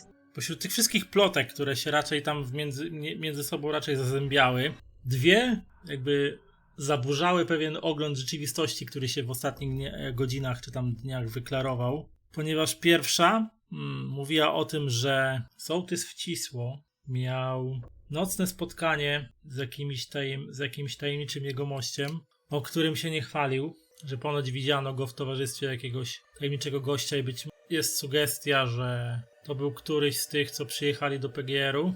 Przepraszam, Żuraw, że wejdę w twoją narrację, ale urzekło mnie, że sołtysa Wcisło widziano z jakimś gościem, którego wzięto w towarzystwie jakiegoś gościa. To zdanie. Okej. Natomiast druga plotka dotyczyła Starej Bochniakowej i ktoś ponoć widział wczoraj wieczorem, że u Bochniakowej na podwórku był jakiś facet, który później wszedł do jej domu. I też były zastanawianie się, kto to zaczął, ktoś z rodziny może przyjechał, czy Bochniakowa może to tajna współpracowniczka SB. Domysły są różne. Dobra, niech tam Piotrek z Walentym dograją scenę w domu, bo to nie chcę tego przerywać. Natomiast plan dalszy mam taki, że jak oni będą wolni, to uznamy, że sklep już może się zamykać i generalnie jest bardziej wieczór i wtedy faktycznie spotkamy się przynajmniej we trójkę. Więc Walenty, ty mimo tego, że słyszysz za sobą pokrzykiwania swojego starego i nawet przez myśl ci nie przychodzi zastanowić się, co on to kurwa robi, to pośpiesznie zdążasz do furtki wiodącej na wyjście z posesji. Krzyki twojego starego oddalają się z każdym twoim krokiem i gdy dochodzisz do furtki, nikną całkowicie. I tak przystajesz przy niej, wpatrujesz się w tą uchyloną, prostokątną wieżeję w płocie i patrzysz się na tak, pewne trybiki rzeczywistości zaczynają wpadać z powrotem na swoje miejsce i tak, ale że co? Ale jak? No skoro już mu się polepszyło troszkę, już odrobinę się polepszyło, to stwierdza, że no w sumie trochę... Chociaż, czy ci się polepszyło? Ja widzę, że tak patrzysz na swoje ręce i widzisz, że one cały czas tak, nie wiem, czy cokolwiek dzisiaj namalujesz. Zyskał kontakt z rzeczywistością, to już jest dużo. U niego to jest nawet bardzo dużo. I jeszcze jedno powiem. Nagle tak gdzieś poczułeś w głębi swoich trzew i tak, kurwa, ale byś się napił teraz. Zajęłobyś kielona teraz? No żeby się napić, to wypadałoby mieć Piotera przy sobie, więc ostatecznie odwraca się z powrotem i naprawia swój błąd. On wraca sobie stać grzecznie pod drzwiami, czekać na Piotera. Mhm. A Piotr, przyjebałeś w ścianę, aż cię rozbolały knykcie. Na pewno go też to rozbudziło, takie Tak, tak, nagle cię tak to ręką, takie ostry ból w ręce, wiesz, wyrwał cię z takiego otępienia. Cały czas stoisz w tym, po prostu w środku tej sceny, rodem z koszmarów. Tak, jak tyle lat już na służbie był, tak czegoś tak powalonego jeszcze nie widział, na pewno mu się to wreje psychikę trochę. No ale pierwsze co zrobił, to mimo wszystko w geście szacunku do tej kobiety, którą znał za życia, to jakieś prześcieradło czy cokolwiek, tak, wziął taki lekki materiał i zakrył ją też, otrząsając te muchy, żeby po prostu nie żerowały i tak Wiesz, zakrył to Te ciało. chmary much tak się wzbiły i zaczęły gdzieś latać po pokoju, wylatywać z pokoju, że takie zburzyłeś Otworzyć okno, żeby wyleciały. otwierasz okno, widzisz Walentego wracającego od strony, wiesz, tak jakby gdzieś odchodził na chwilę, gdzieś tam dalej od budynku. Widzisz, że Walenty jest blady i ewidentnie też zestresowany, to już widać po nim na pierwszy rzut oka. No to obaj są bladzi zestresowani. Widzisz, Tylko, że Piotrek jest bardziej skurwiony, Piotrek to jest bardziej złoszczony.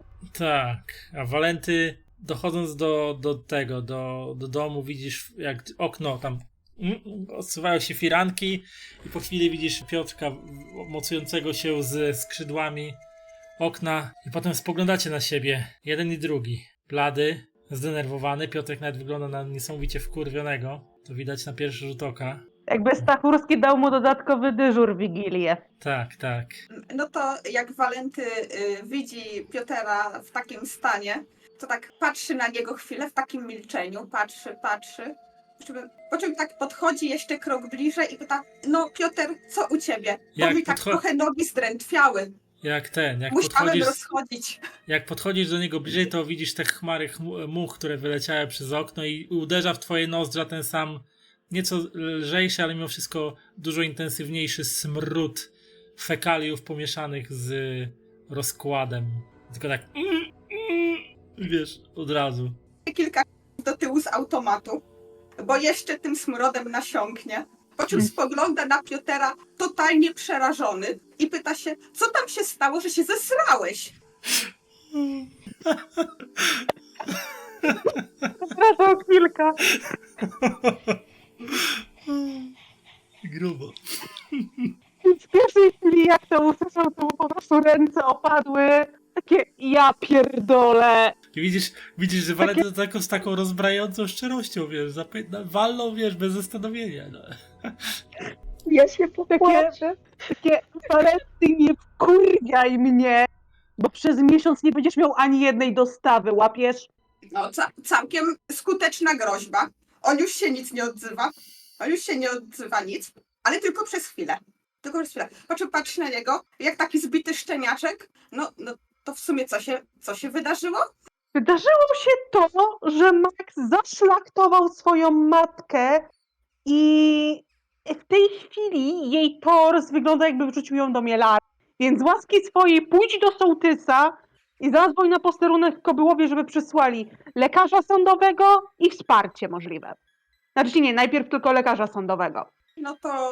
No to co? No to Walenty odwraca się i idzie, po czym zatrzymuje się, wraca, odstawia widły i dopiero idzie.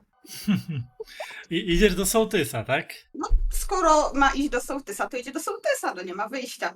Czy po drodze będziesz zachodził do sklepu albo do Mariolki? No Czy do tego- prosta droga do domu sołtysa? Jak ci zlecił Piotrek, to idziesz do sołtysa. Znaczy, zlecił mu iść do sołtysa. Nikt mu nie powiedział, że prostą drogą, więc zachodzi do sklepu podzielić się informacją. Okej. No tylko pani Jadzi nie ma, chyba. Pani, zachodzisz do sklepu, ale akurat Myśli zamknięte, bo pani... karteczka, zaraz wracam. Tak. No to co? No to kieruje się do Już. O, już wróciła. Więc Walenty... Akurat zdjęła tą karteczkę. Tak, Walenty się napatoczył na moment, jak pani Jadzia zdjęła karteczkę, zaraz wracam. Idealny Siema. timing. Znaczy, może nie, to tej postaci nie się ma. Szczęść Boże, co was tu przyniosło? Co wy tacy bladzi jesteście? Znaczy, Nie wiem, wódki wam dać? Walenty I jest jest sam. tylko Walenty. A, dobra. Walenty jest Co sam, ty chyba taki że... rady jesteś? Wódki ci dać? Wiesz co? Daj, ja się muszę odkazić. Dobra, dostałeś 200. Nie będzie tak dobrze, nie dostaniesz połówki, dostałeś 200, ale czystej. Wiesz, Walenty to widzisz Jadzia, że Walenty jest strasznie jakiś taki rozdygotany, jakby dostał jakieś delirki. I to nie kac. Generalnie was cały czas słuchałam, ja wiem co się działo wokół, także luz. No to co? No to Walenty wypija wszystko jednym haustem. Nawet mu żadna zapoja potrzebna nie jest. I takie, pani nie uwierzy, co się stało. Pani nie uwierzy, co się stało. No muszę. Co się stało? Nasz lekarz zabił swoją mamuśkę. I teraz Piotr siedzi z ciałem mamuśki u lekarza w domu. Ale Max? To się wydarzyło. Właśnie to się wydarzyło. Tak. Ten sam... Czekaj, I ona tam ten sam teraz Max, leży, jak z blendera. ten sam Max, który przylazł z zakrwawioną siekierą pod kościół. A nie wiemy, czym ją zabił. Mogłaś być kolejna. Znaczy pani mogła być kolejna. Tak wiem, nie pomagasz. Nie Maksiu, zamykam. ale co mu się stało? Przecież on nigdy taki nie był. No odbiło mu. Po prostu mu odbiło. Każdemu kiedyś odbija w tym zadupiu. Ej, mam 50 lat, mieszkam w tym zadupiu od 50 lat, jeszcze mi nie odbiło. Dobra, Czy mamy zacząć uciekać? nie dobra. Wypada kogoś powiadomić. Myślę, No, że na idę przykład sołtysa. No właśnie po to idę. Właśnie idę powiadamiać sołtysa. Wiesz co? Idziemy razem. Czy zahaczacie o dom Mariolki po drodze, czy Mariolka zostaje? A czy Mariolki dom po drodze jest? Mariola maluje Można przyjąć, że jest. Wiesz co? Zahaczę i to jest tak. Walek, idź po Mariolkę, Nie. ale po cichu, ale staj najpierw za gankiem. Stuk, stuk. Słyszę tylko, a kogo tam nicho niesie? I tam słyszę jakieś takie postękiwania. Jak on miał na imię? Witek. Witek! Pani Jadzia? A on tak słychać jak już odsuwa za sobą w drzwiach i tak, pani Jadzia! Dzień dobry, dzień dobry. A Jacka już wróciła do domu, nie ma jeszcze? Jolka? Jadwiga ją nazwałeś. Jadwiga ją Jadwiga? Nie, mi się dawało, że nie. Ale niech będzie. No dobra, że no to niech będzie Jolka. Jolka? Ona pewnie do Jóźwakowej mówiła, że jeszcze pójdzie, więc pewnie tam siedzą i ozrami mamlają. A co pani... Znaczy ona co pani szła do sklepowała- Jóźwiakowej, ale to tak 2 godziny temu to rychło było. A, to 2 godziny czy 3.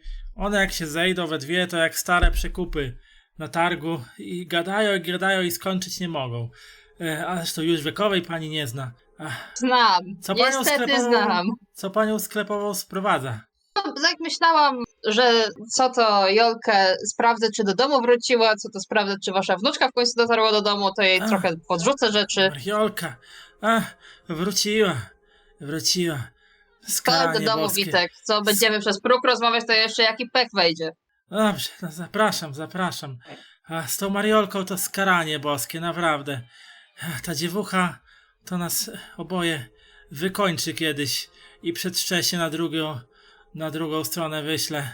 Taki, skrócę ci plan, żeby zagadać trochę Witka, skoro i tak Jolki nie ma. I tak trochę było towaru zabrane dla niej, bo sklep się zamyka, miała wrócić jak przed zamknięciem, nie wróciła, no trudno, więc trochę jej przyniesiemy do domu, ale przy okazji przypilnować, co by tych drzwi nie zamknął, co by Walenty mógł się wślizgnąć, zabrać Mariolkę i w trójkę pójdziemy. Dobrze, to rzuć mi na do something else. A nie będę palić jeszcze. O Boże. No 4 i 5. No to jak najbardziej. Jesteś w gadce i mydleniu oczu dobra, więc zagadujesz staruszka, który cię tam prowadzi gdzieś tam do saloniku i tam proponuje jakąś kawę czy herbatę. Mówi, że nawet może jakieś ciastko się znajdzie, a ty tam, wiesz, masz Szybka kawka, tak na 10 minut, to pogadać możemy, to się tam, myślę, do sołtysa nie spóźnimy. A może właśnie, ewentualnie się... była pani u sołtysa na zebraniu, bo ja to już trochę niedomagający jestem, to już się nie wybierałem. Była. Trzeba być. Co tam sołtys nagadał na tym zebraniu?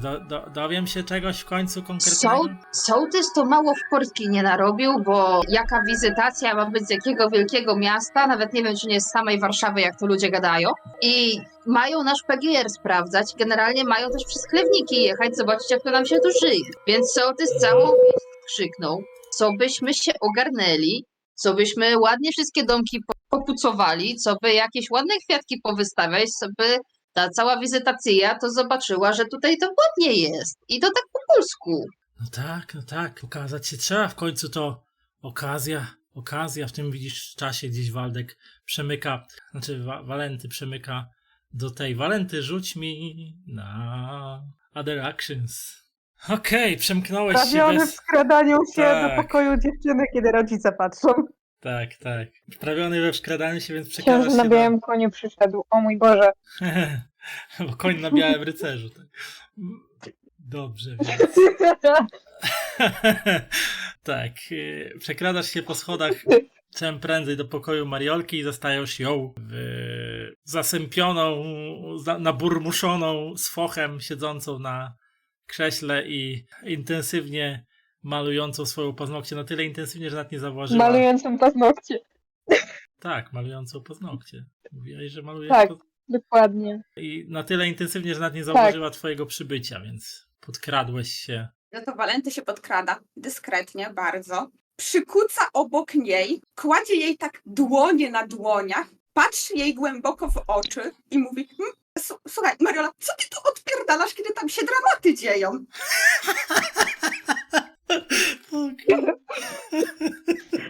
Mariola w ogóle w szoku. Oczy jak 5 zł i na Walusia. No bo Waluś przyszedł, Jezus Maria, w ogóle rumieniec na twarzy od razu, bo Matko Święta. Wyrósł ci jak z podziemi nagle, nie?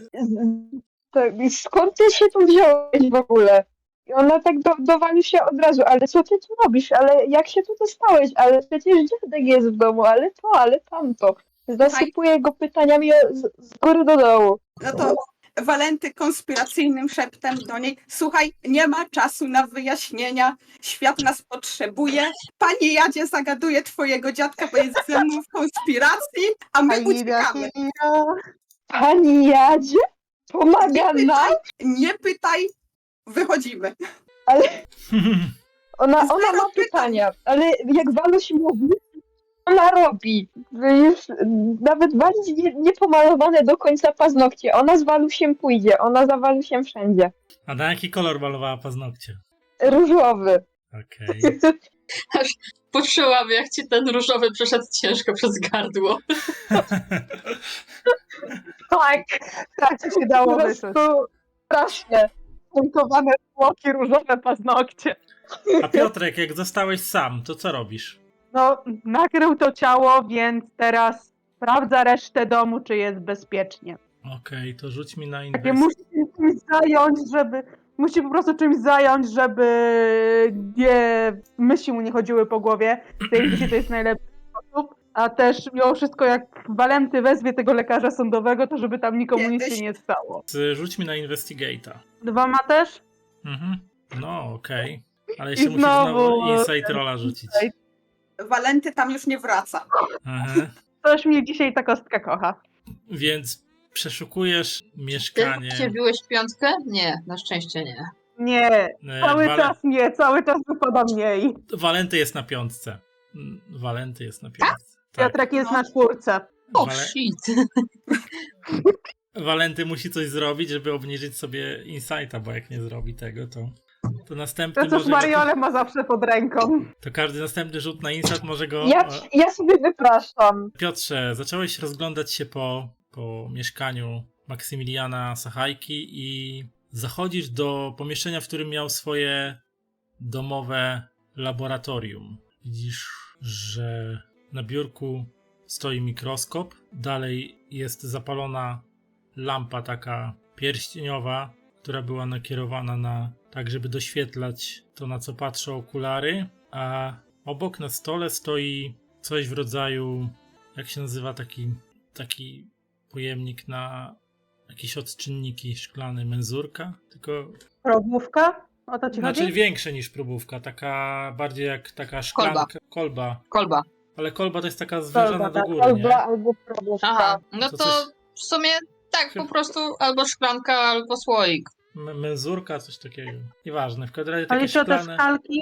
Kiedy taka szklanka, coś taki pojemnik szklany, tylko że bez pokrywki, tak jakby z przedziałką, taką jakby można nalać do niego płynów. Wypełniony jest on w sporej części takim mętnym, zielonkawym płynem i widać jak sporo tego płynu jest rozlane wokół tego szklanego naczynia i tak oblepia ono też naczynie z zewnętrznej strony tych szklanych ścianek i tak sporo biurka wokół niego. Jedno zasadnicze pytanie. Czy to ma podobny kolor do tego gluta, który oni już widzieli i czy gdzieś wokół będzie mógł zobaczyć chustę, na której dał próbkę materiału Maxowi?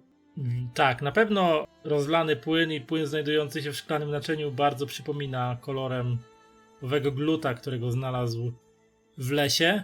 Natomiast chusty z kawałek tej chusty, kawałek tego gluta najprawdopodobniej leży pod mikroskopem, bo też tam widzisz kawałek jakiegoś takiego trochę świecącego, zielonego czegoś na tej szybce, na której się kładzie ten preparaty do oglądania pod mikroskopem. Ale samej chusteczki nigdzie nie widzisz. Widzisz także otworzony i tak jakby położony niedbale na biurku obok mikroskopu notatnik na takich kartkach luźnych, tak jak zbindowany, tak jakby, z którym można kartki pojedynczo swobodnie wyrywać, jeżeli coś. I tam są powypisywane jakieś na prędce spisane notatki. No to w pierwszej chwili, ponieważ to ma podejrzanie podobny kolor i wszystko wskazuje na to, że to jest to samo, to on nie podejdzie tam bezpośrednio do tego. Jest w laboratorium medyka, więc pewnie gdzieś na wierzchu znajdzie jakieś gumowe rękawiczki lateksowe czy coś w tym stylu, nie? Mhm. No to Tak. najpierw ubiera te rękawiczki i potem bierze ten notatnik, tak się odsuwa od mikroskopu, żeby być tak przynajmniej 1-2 kroki dalej i dopiero wtedy zaczyna przeglądać notatnik. Zaczynasz przeglądać notatnik i widzisz, że Maksymilian Sachajko był bardzo podekscytowany podarowanym mu przez ciebie znaleziskiem i jakieś pierwsze zapiski dotyczą tego, że pobrana próbka najprawdopodobniej według rozpoznania Maxa jest materiałem organicznym, jakimś rodzajem organizmu pokroju jednokomórkowców, pierwotniaków w pierwszym rozpoznaniu, ale nosi ze sobą dziwne właściwości raz fluorescencyjne, a także ma wedle wiedzy Maksymiliana jakąś bardzo dziwną budowę komórkową, niespotykaną w świecie tego rodzaju zwierząt, dziwne połączenia nerwowe, które nie były spotykane u żadnych pierwotniaków takiego rodzaju i później zaczynają się jakieś tam zapiski, że zaczął eksperymenty z różnymi rodzajami substancji, jak reaguje na alkohol, jak reaguje na jakiś kwas, jak reaguje na przykład na opiłki żelaza i są tam raczej takie, że tam brak reakcji, albo na przykład, że jakaś tam na kwas taki zero reakcji, na kwas jakiś tam chlorowodorowy reakcja jakaś tam delikatna i tak dalej. Na końcu, pod koniec tych zapisków jest jakieś tam zaczynają się wtrącać takie dziwne wtręty niezwiązane z badaniami typu cały czas czuję, jak coś mnie obserwuje. Czy to ten zielony glut? Wydaje mi się, że on coś do mnie mówi. Czuję dziwne łaskotanie na skórę, czuję jakby coś próbowało wedrzeć mi się do mózgu. Czyżby ten organizm próbował się ze mną skontaktować? Nie mam pojęcia, co się dzieje. Pod koniec tego notatnika eksperyment. A co się stanie, jeżeli podam mu odrobinę ludzkiej krwi? I później pismo zamienia się w jakieś bezładne szlaczki, a na końcu widać takie zielone, zaschnięte plamy i tylko dopisane takim długopisem, tak ledwo widoczne, już takie poplamione. Oni chcą i urwane. No to jak tak to czytał, to w pierwszej chwili miał takie o kurwa, alieny, to naprawdę jest jakiś alien. Alieny przejęły kontrolę nad Maxem, przez to zabił swoją matkę.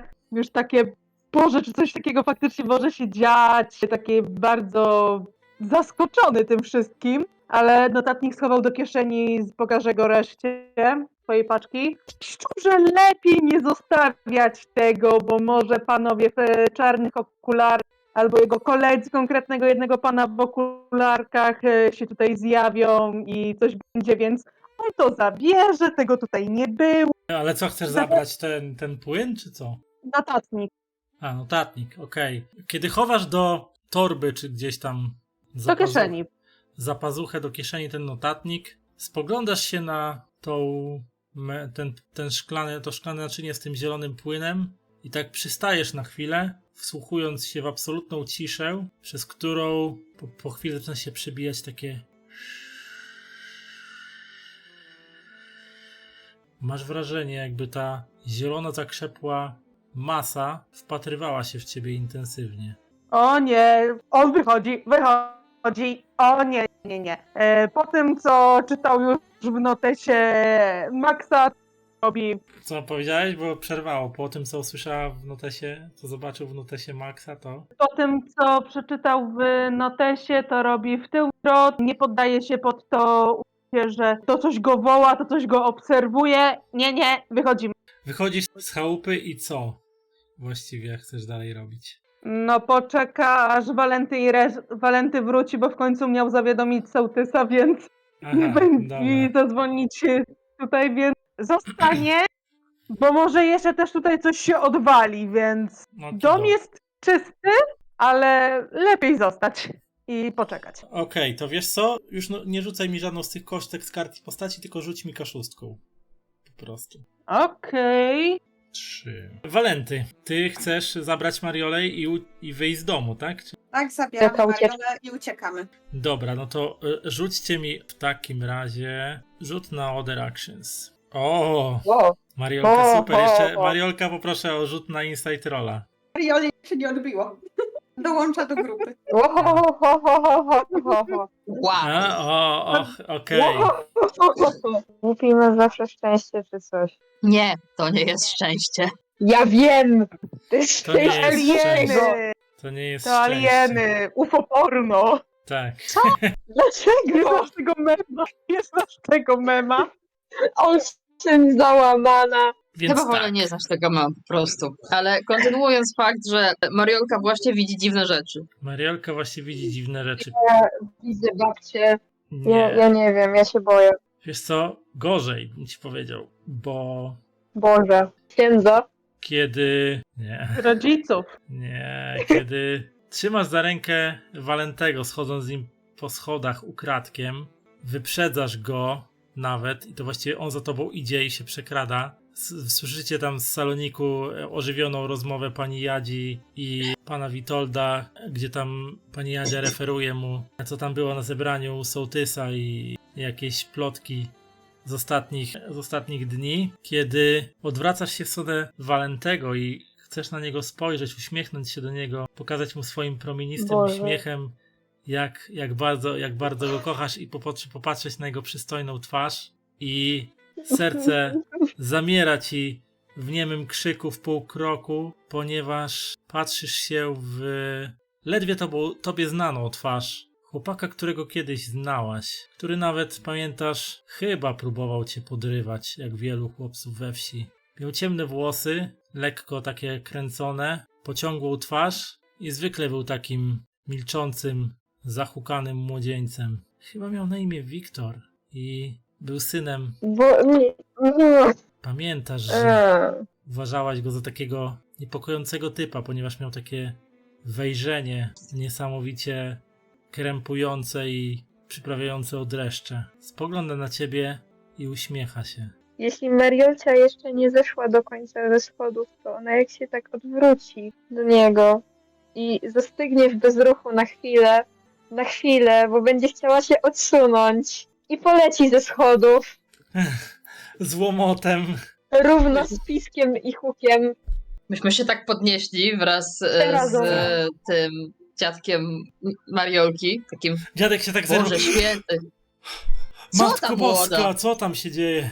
A No tak, Mariola zobacz. się odsuwa pod ścianę byle dalej. I on Tak, tak po ziemi zobaczył, pełza. i on zobaczył, ty, i tak pokazuje paluchem na Walentego. Ty nic poniu, ty. Kto Ty w ogóle, jak ci nas? pozwolił? I on tak, niech ja wezmę. I tak się rozgląda. Niech ja wezmę i Daj mu spieprzać, bo jeszcze jak go zamordujesz, to kolejna tragedia będzie. trzymaj mnie, bo go zabiję. Huncwota, nic ponia. No to Tyś mi dosłownie go wyszedł. trzymam. W moim własnym domu córkę bałamucić? A poszał won! Ty komunistyczne ścierwo, ty! No to Wnuczka, nie córka. Walenty na początku troszkę przestraszony. Dziadek się bo tak jednak jest strzelił, że ryzyko. w córkę, wnuczkę jednak. O. Jest ryzyko, że w twarz dostanie, więc wpada na genialny plan. Podbiega do tego saloniku, gdzie oni siedzieli, zamyka drzwi, podpiera krzesłem, po czym łapie Mariolę i ucieka. Dosłownie łapie, zarzuca jak worek ziemniaków i ucieka. Dobra, zrzuć mi Mariola z piskiem. na Other Mariola Actions. się rzuca. Okej, no to robisz to naprawdę w błyskawiczny sposób, tak błyskawiczny, że nawet pani Jadzia jest tym wszystkim zaskoczona i została po drugiej stronie drzwi zablokowanych. Mariola się drze. Słyszycie tylko pisk Marioli, Mariola która się pisze. wyrywa. Cała wieś słyszy, bo chlewniki są małe. Wszyscy słyszą. Mariola się Tak. drze w niebogłosy. Tak, Matko święta i stu nie wiem co. Że Widzisz, taką widzisz, jak zakałę Mariola patrzy się na... społeczeństwa wrzucić nam do miasta, a nie spieprza ten jeden waluś. Przecież trzeba, nam porządnych obywateli trzeba, a nie takich artystów. Ja na milicję naskarżę Chcemy to, tych... żeby było śmiesznie, to ona Walusia woła. Na pomoc Walusia woła.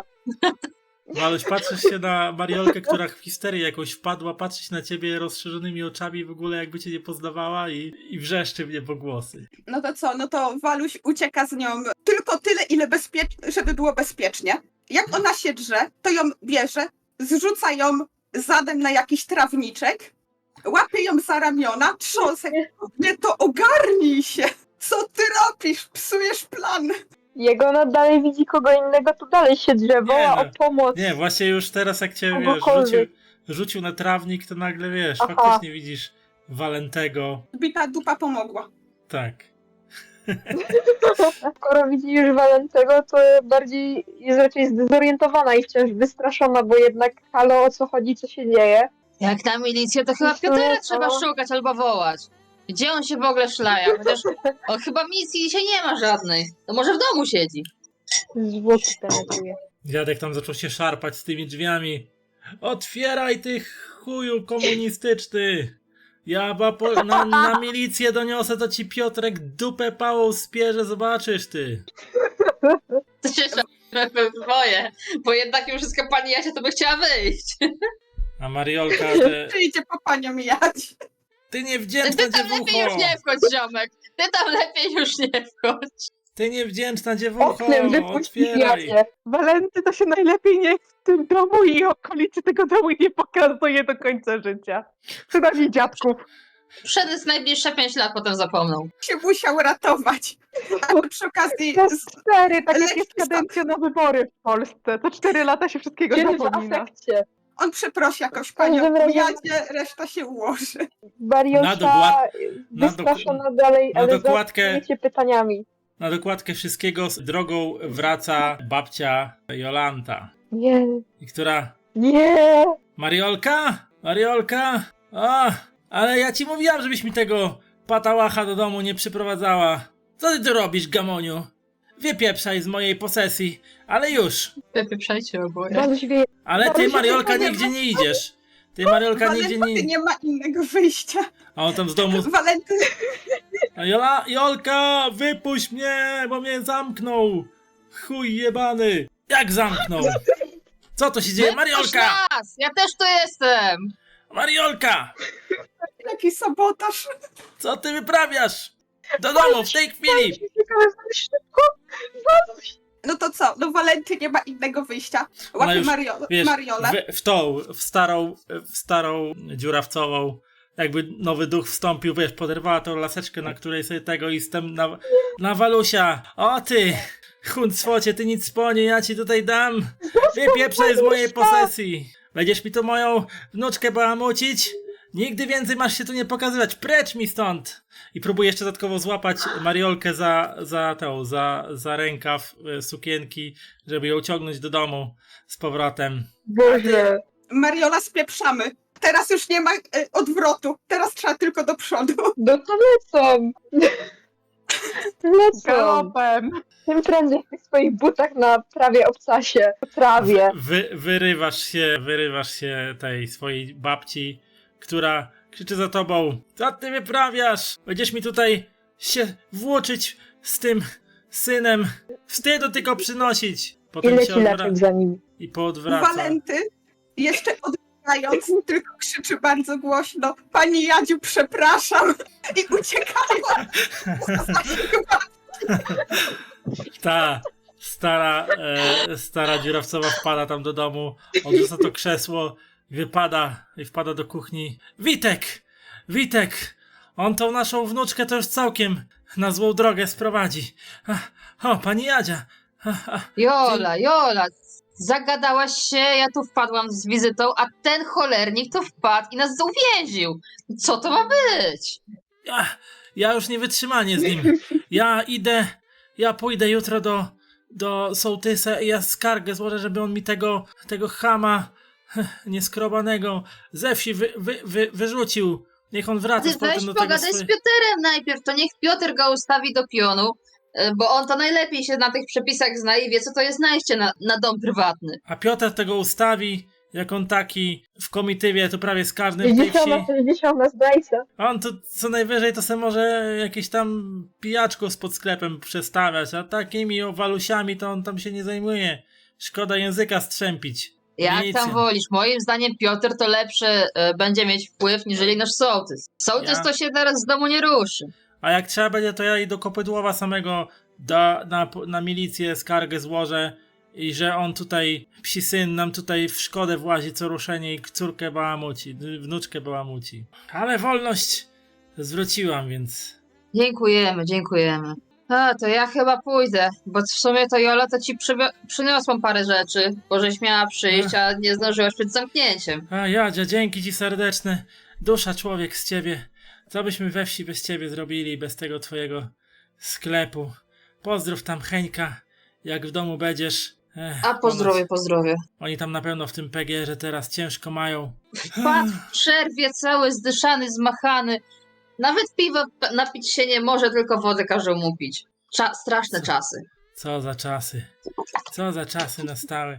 Witek, na co nam przyszło na stare lata? Żeśmy się tą Mariolką zgodzili zajmować. Skaranie boskie z tą dziewuchą, skaranie. No dobra, czas na mnie. Zobaczymy, kiedy ta przyjdzie, a szmatą to ją zdzielcie przez łeb czy coś. Ach, jak ja ją zdzielę, takiego manta jakiego dostanie teraz jak wróci, to jeszcze nigdy nie dostała. Pożałuję, że tutaj na dziadka prawie rękę Powiedział, że- podniosła. A powiadał, ksiądz Lawenda w kościele mówił: jakową rękę na swojego rodzica albo dziadka podnosisz, to ci ta ręka uschnie przy samej dupie. Tak ksiądz Święte mówił. słowa. No dobra, pani Jadzia się zabierze od nich. Tam nie będzie ich więcej nachodzić, interesu nie ma. Tylko no tak wyjdzie, na prawo cisza, na lewo cisza. No gdzieś trzeba Walenty iść, tam więc... czeka za rogiem na nią. Walenty tam Aha, za nią dobra. czeka gdzieś.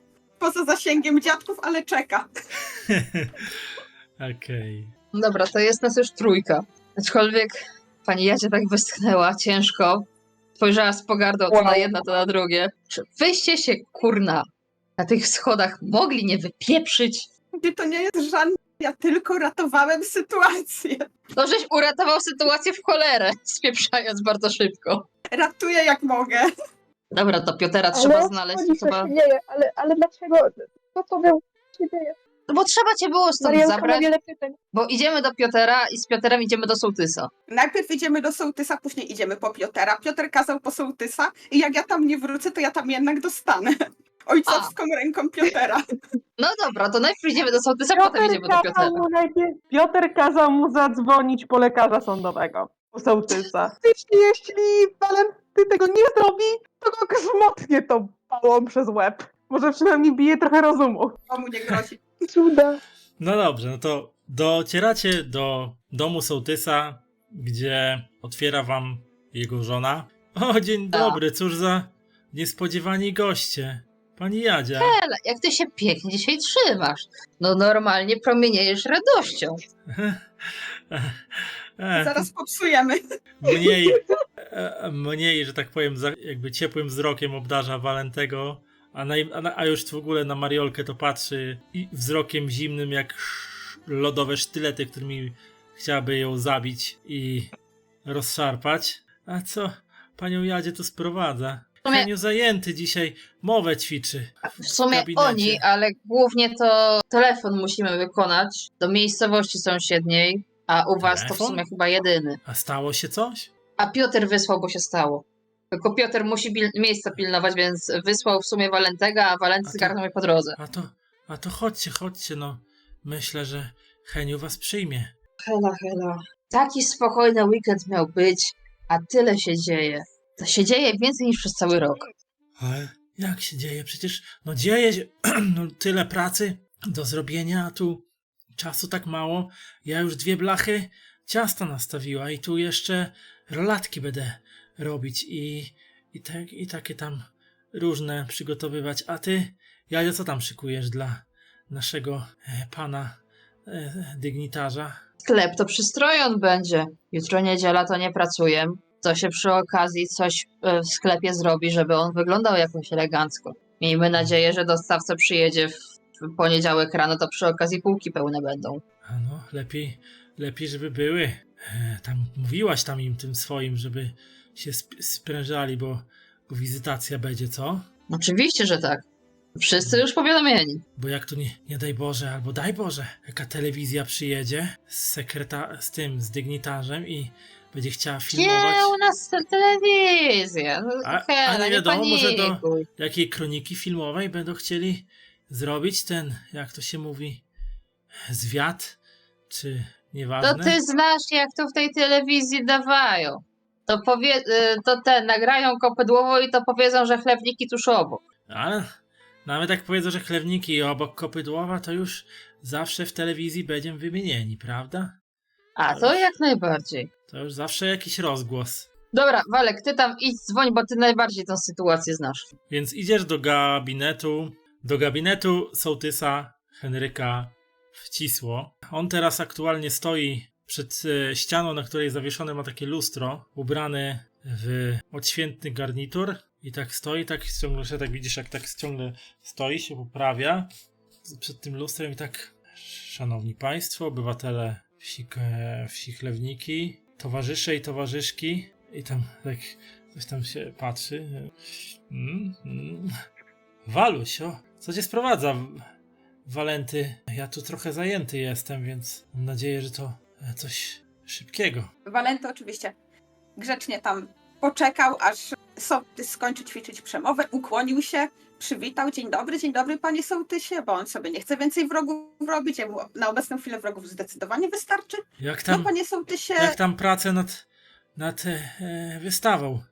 Będzie gotowa na czas? No mam nadzieję, że będzie gotowa. będzie gotowa na czas, obrazy już się robią, cudowne będą, ogólnie pejzaże naszej wsi, domek sołtysa będzie, w głównym miejscu będzie wisiał obraz z domkiem sołtysa, pięknie wychodzi, cudownie, ale panie sołtysie, ja dzisiaj nie po to, Ale pamiętaj, Waluś, bo ja wiem, że ty artysta jesteś pełną gębą, wszyscy tu we wsi wiedzą i gadają, ale słuchaj, to wiesz, żeby te obrazy takie były o dobrej jakości, takie poprawne, bez żadnej tam ekstrawagancji za dużej, bo żeby cię tam fantazja nie poniosła, Waluś, pamiętaj. będą najlepsze, jeszcze będą naszą wieś na obrazach w galeriach sprzedawać. Ja to panu normalnie obiecuję. No tak wiesz, Będą cudowne. tak wiesz od razu, no, Chlewnicki to musi być duma, to jest nasza duma, to jest wieś, jakich niewiele w Polsce się ostało, takich porządnych. A wiesz, jak tu zabłyśniemy, to i może nam jaki asfalt szybciej podciągną i będziesz mógł się wozić z Piotrkiem, z tym trabantem w równiejszych drogach. Spokojnie, ja to załatwię. Obrazy będą takie, że asfalt nam już normalnie w przyszłym roku położą. będą pana dom na obrazie sprzedawać za grube miliony. Ale ja tu po to, żeby zadzwonić, bo nam mieszkankę wsi zamordowali. Widzisz, jak facet tak już popatrzył na ciebie i tak Piotruś, znaczy Walenty, że dzwonić chcesz, ale jak zamordowano? Przecież nie, Walenty, ty mi wszedłeś powiedzieć, że obrazy dobrze idą, tak? Nie, Walenty. Że obrazy dobrze idą i matkę lekarza zamordowali. No tak klepnął w stół, tak Walenty, ja na zebraniu mówiłem, w chlewnikach żadnych problemów, dopóki wizytacja się nie skończy. Ja nie chcę słyszeć, nigdzie nie zadzwonisz. Walenty, zamordowali, nie zamordowali, to musi poczekać. To jak zamordowali, to już nigdzie nie ucieknie. Leży, to leży. Sprawa to nie jest najwyższej wagi teraz. Skup się, Waluś. Panie sołtysie. Patrz na mnie, Waluś. Patrz na mnie, on tak wiesz, poprawił. Patrz tu, Patrzę.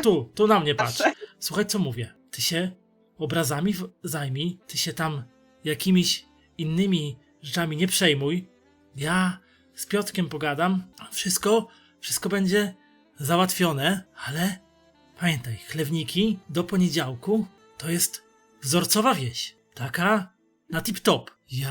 Żadnych problemów nie ma. Zdechła krowa, to zdechła krowa. Sprzątnąć, schować, później się tym zajmiemy. Ktoś tam sobie umarł, to też sobie umarł. Po cichu sprzątnąć, do kaplicy, do kościoła tam chłodniej, w trumnę zamknąć, potem pogrzeb się zrobi, jak już dygnitarz pojedzie, wszystko ogarniemy, tak?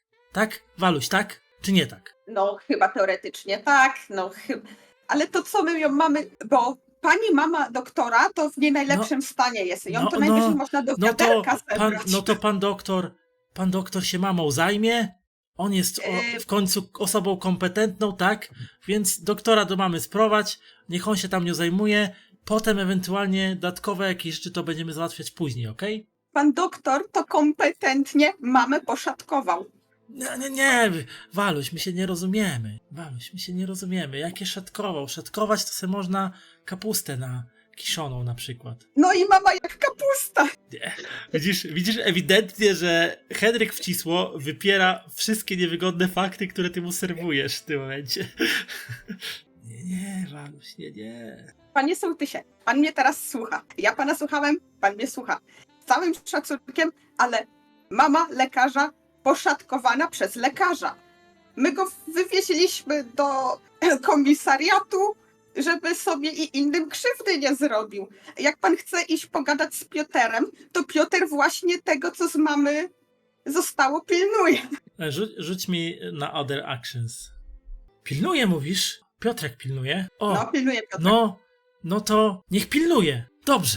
Dobrze, Wal, widzisz. Problem się rozwiązuje, widzisz. Na wszystko jest zawsze jakieś rozwiązanie. Bierzesz Piotra, Piotr pilnuje do poniedziałku, ewentualnie, tak jak mówiłem, do kaplicy schować, z księdzem porozmawiać, on tam na pewno się zgodzi. Myślę, że dobro wsi leży mu tak samo na sercu, jak i mi, więc ewentualnie, a potem ewentualnie problem się zadzwoni, ale dzwonić, po co dzwonić? To są niepotrzebne problemy, a my teraz problemów nie potrzebujemy, teraz potrzebujemy się skupić na wyznaczonych zadaniach. Więc Waluś, ja nie mogę z tobą długo rozmawiać. Myślę, że wszystko już jest jasne.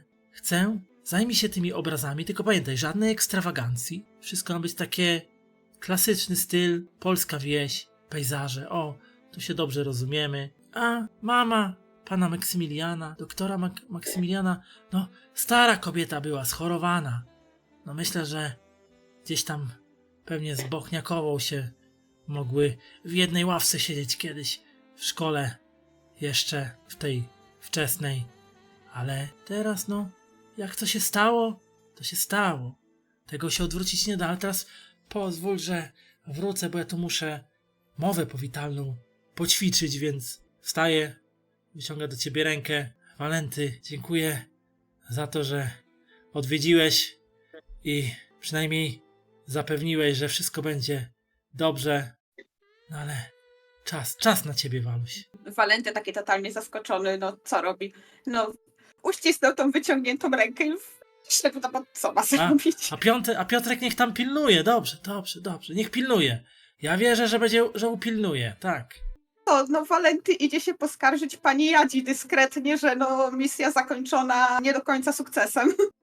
Long story short, myślę, że pogadałyśmy chwilę z Helą co do wszystkiego, co do życia, co do wsi i tak dalej, więc znajdziesz panią Jadzie z panią Helą plotkujące o dwie Maryni i pewnie tą Mariolkę, co to dostała gdzieś herbatki czy coś i siedzi obok i tak zerka za tobą. No to Walenty podchodzi do pani Jadzi. O, Walenty podchodzi Walenty, do pani Jadzi. kiedy wychodzisz z biura sołtysa, natykasz się na jego córkę, która gdzieś tam wychodzi z pokoju i tak zamiera, jak się patrzy na ciebie, to zamiera w takim: Waluś? Cześć, Waldek. Walenty. A co ty tutaj robisz? Widzisz, jak dziewczyna, wiesz, szczerze do ciebie... Mariola słyszy. Mariola podsłuchuje. Podsłuchiwać.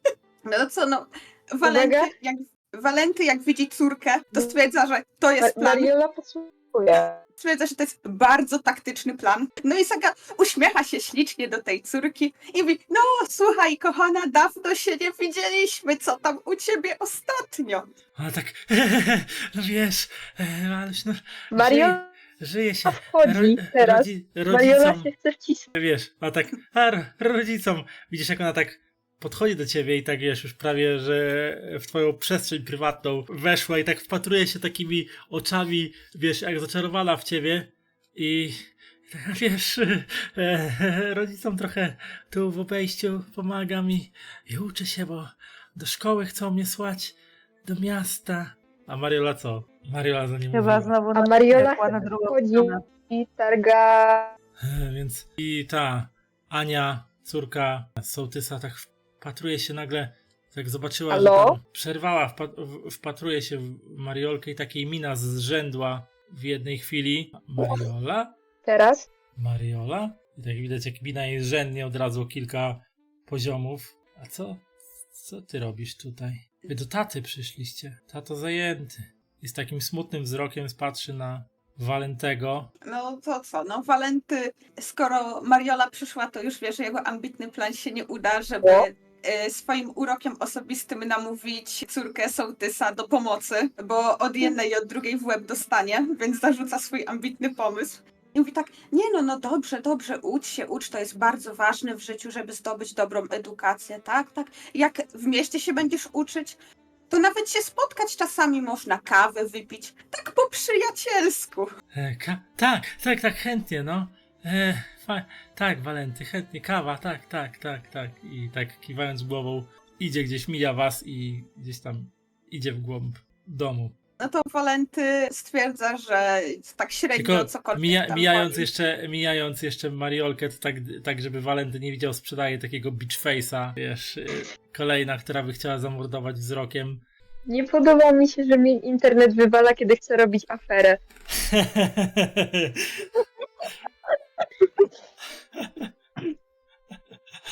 Internecie, niedobry Jakkolwiek internet. córka tak, jakkolwiek córka sołtysa ma na imię, dostaje side eye'a od Marioli i ona prycha ostentacyjnie i bierze Walusia pod ramię.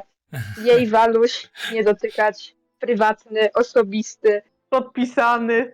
Tak, on nie wie, ale tak. Walenty się nachyla do Marioli i mówi takie: kobieto, psujesz plan. No kolejny raz psujesz plan. Jak się nie wywalasz, to psujesz rozmowę. Ciągle coś. Ogarnij się. Bądźże ty normalna. Ja cię ratuję! Ja cię ratuję, Waluś! Zrozum! To dla twojego dobra. Od rozumu mnie chyba ratujesz. Od niczego więcej mnie nie uratujesz, wierz mi. W tle pani Jadzia i pani Hela symultanicznie w tym samym momencie wychylają kubeczek herbaty. Chyba to sprawdza. Ach, te dzieci, tak, Hela tak kręci głową. Oj, ci młodzi. Ale trzeba na nich brać poprawkę, Hela, bo jak myśmy młodzi byli, to głupie rzeczy żeśmy robili. Robiła się Wow. różne głupoty i takim rozmarzonym spojrzeniem gdzieś się zapatrzyła w dal. A Heńka swojego to wyciągałaś z krzaków, jak przez przypadek chciał wejść na drzewo kompletnie po pijaku. Nawet mi nie mów, Jadzio, nawet mi nie mów. Gdzie ten czas uciekł i tak... Tak, i wracamy do rozmowy. Waluś o książę, którego cytować nie będę. Totalnie Damie to nie zlewa. wypada. Waluś totalnie to zlewa. Co się będzie rozhisteryzowaną babą przejmował? Ona i tak za nią pójdzie. Więc taktycznie wychyla się i zagląda do tego pokoju, co tam sobie pani Jadzia z sołtysową rozmawiają. Puka grzecznie w drzwi, mimo że otwarte, ale puka, bo kultura tego wymaga, wiadomo. Pani Jadziu, no bo my już nie załatwiliśmy tego, co mieliśmy załatwić. A to co się stało? Albo pan sołtys mówi, że do poniedziałku nikt nie umiera. Nawet jak umiera, to nie umiera. Jadzia wymownie zerknęła na Helę, a to twój mąż to tak całkiem chyba się przejął.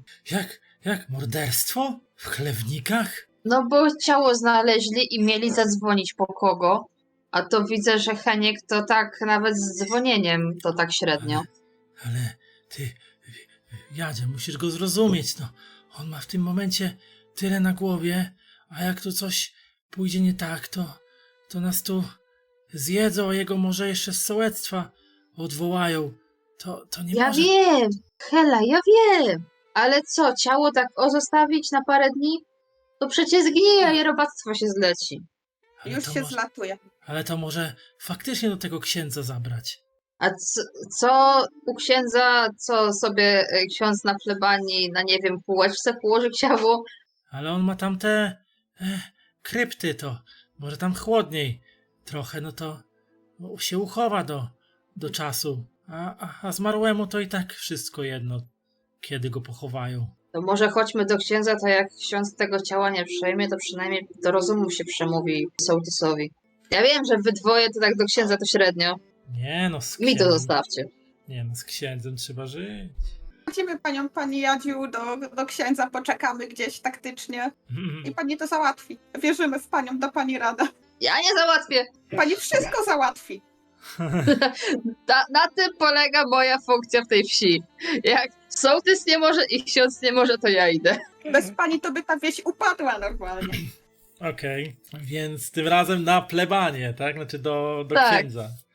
Do księdza. Wracamy w sumie, bo to chyba cały czas ten sam dzień, tak mi się wydaje. Tak, ale już się powoli zbliża taki, już robi się takie późne popołudnie już. Zachodzicie na plebanie do księdza Antoniego Lawendy. Otwiera wam jego gosposia, pani Maria. Marysia! Dobrze cię widzieć.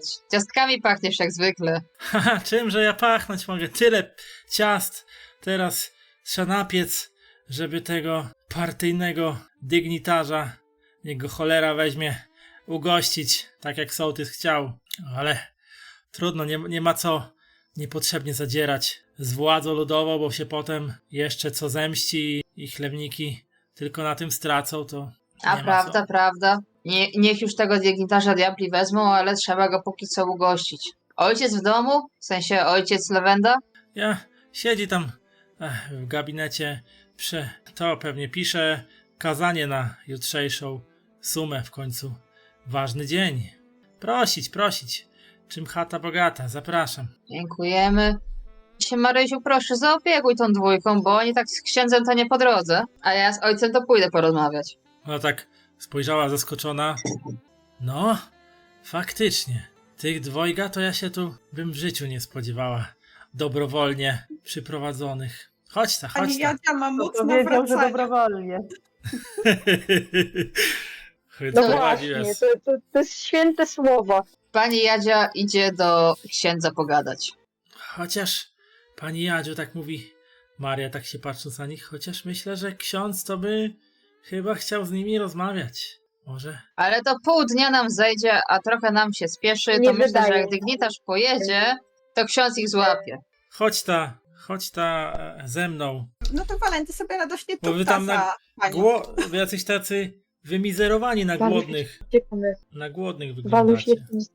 Walusia chce wyciągnąć, uciekać chcę stąd, póki mogę. Nie sobie Ucieczka, idzie z panią Marią. czym prędzej. On teraz to byłby się gotów zgodzić sam do Dlaczego? księdza iść, jakby się wszystko załatwiło, ale to Walu. dopiero później. Jola ma robić, jak nie iść za Walusiem. Więc pani Maria prowadzi was do kuchni, gdzie sadza was przy stole. Wie mi to jakieś takie mizeroty z was dwojga. Trzeba was chyba nakarmić, coś was tam w domach chyba słabo karmią. A ty coś gotujesz tam, młoda damo, temu swojemu kawalerowi? I tak się patrzy pytającym wzrokiem na Mariolę. No i to chyba gotuje. Oj, ciężko. Tak, i ciężko, więc Jadzia zachodzi do gabinetu księdza Lawendy właściwie. Lawenda. Ksiądz Antoni Lawenda to już mężczyzna w średnim wieku, który na widok pani Jadzi podrywa się zza rzeźbionego drewnianego biurka.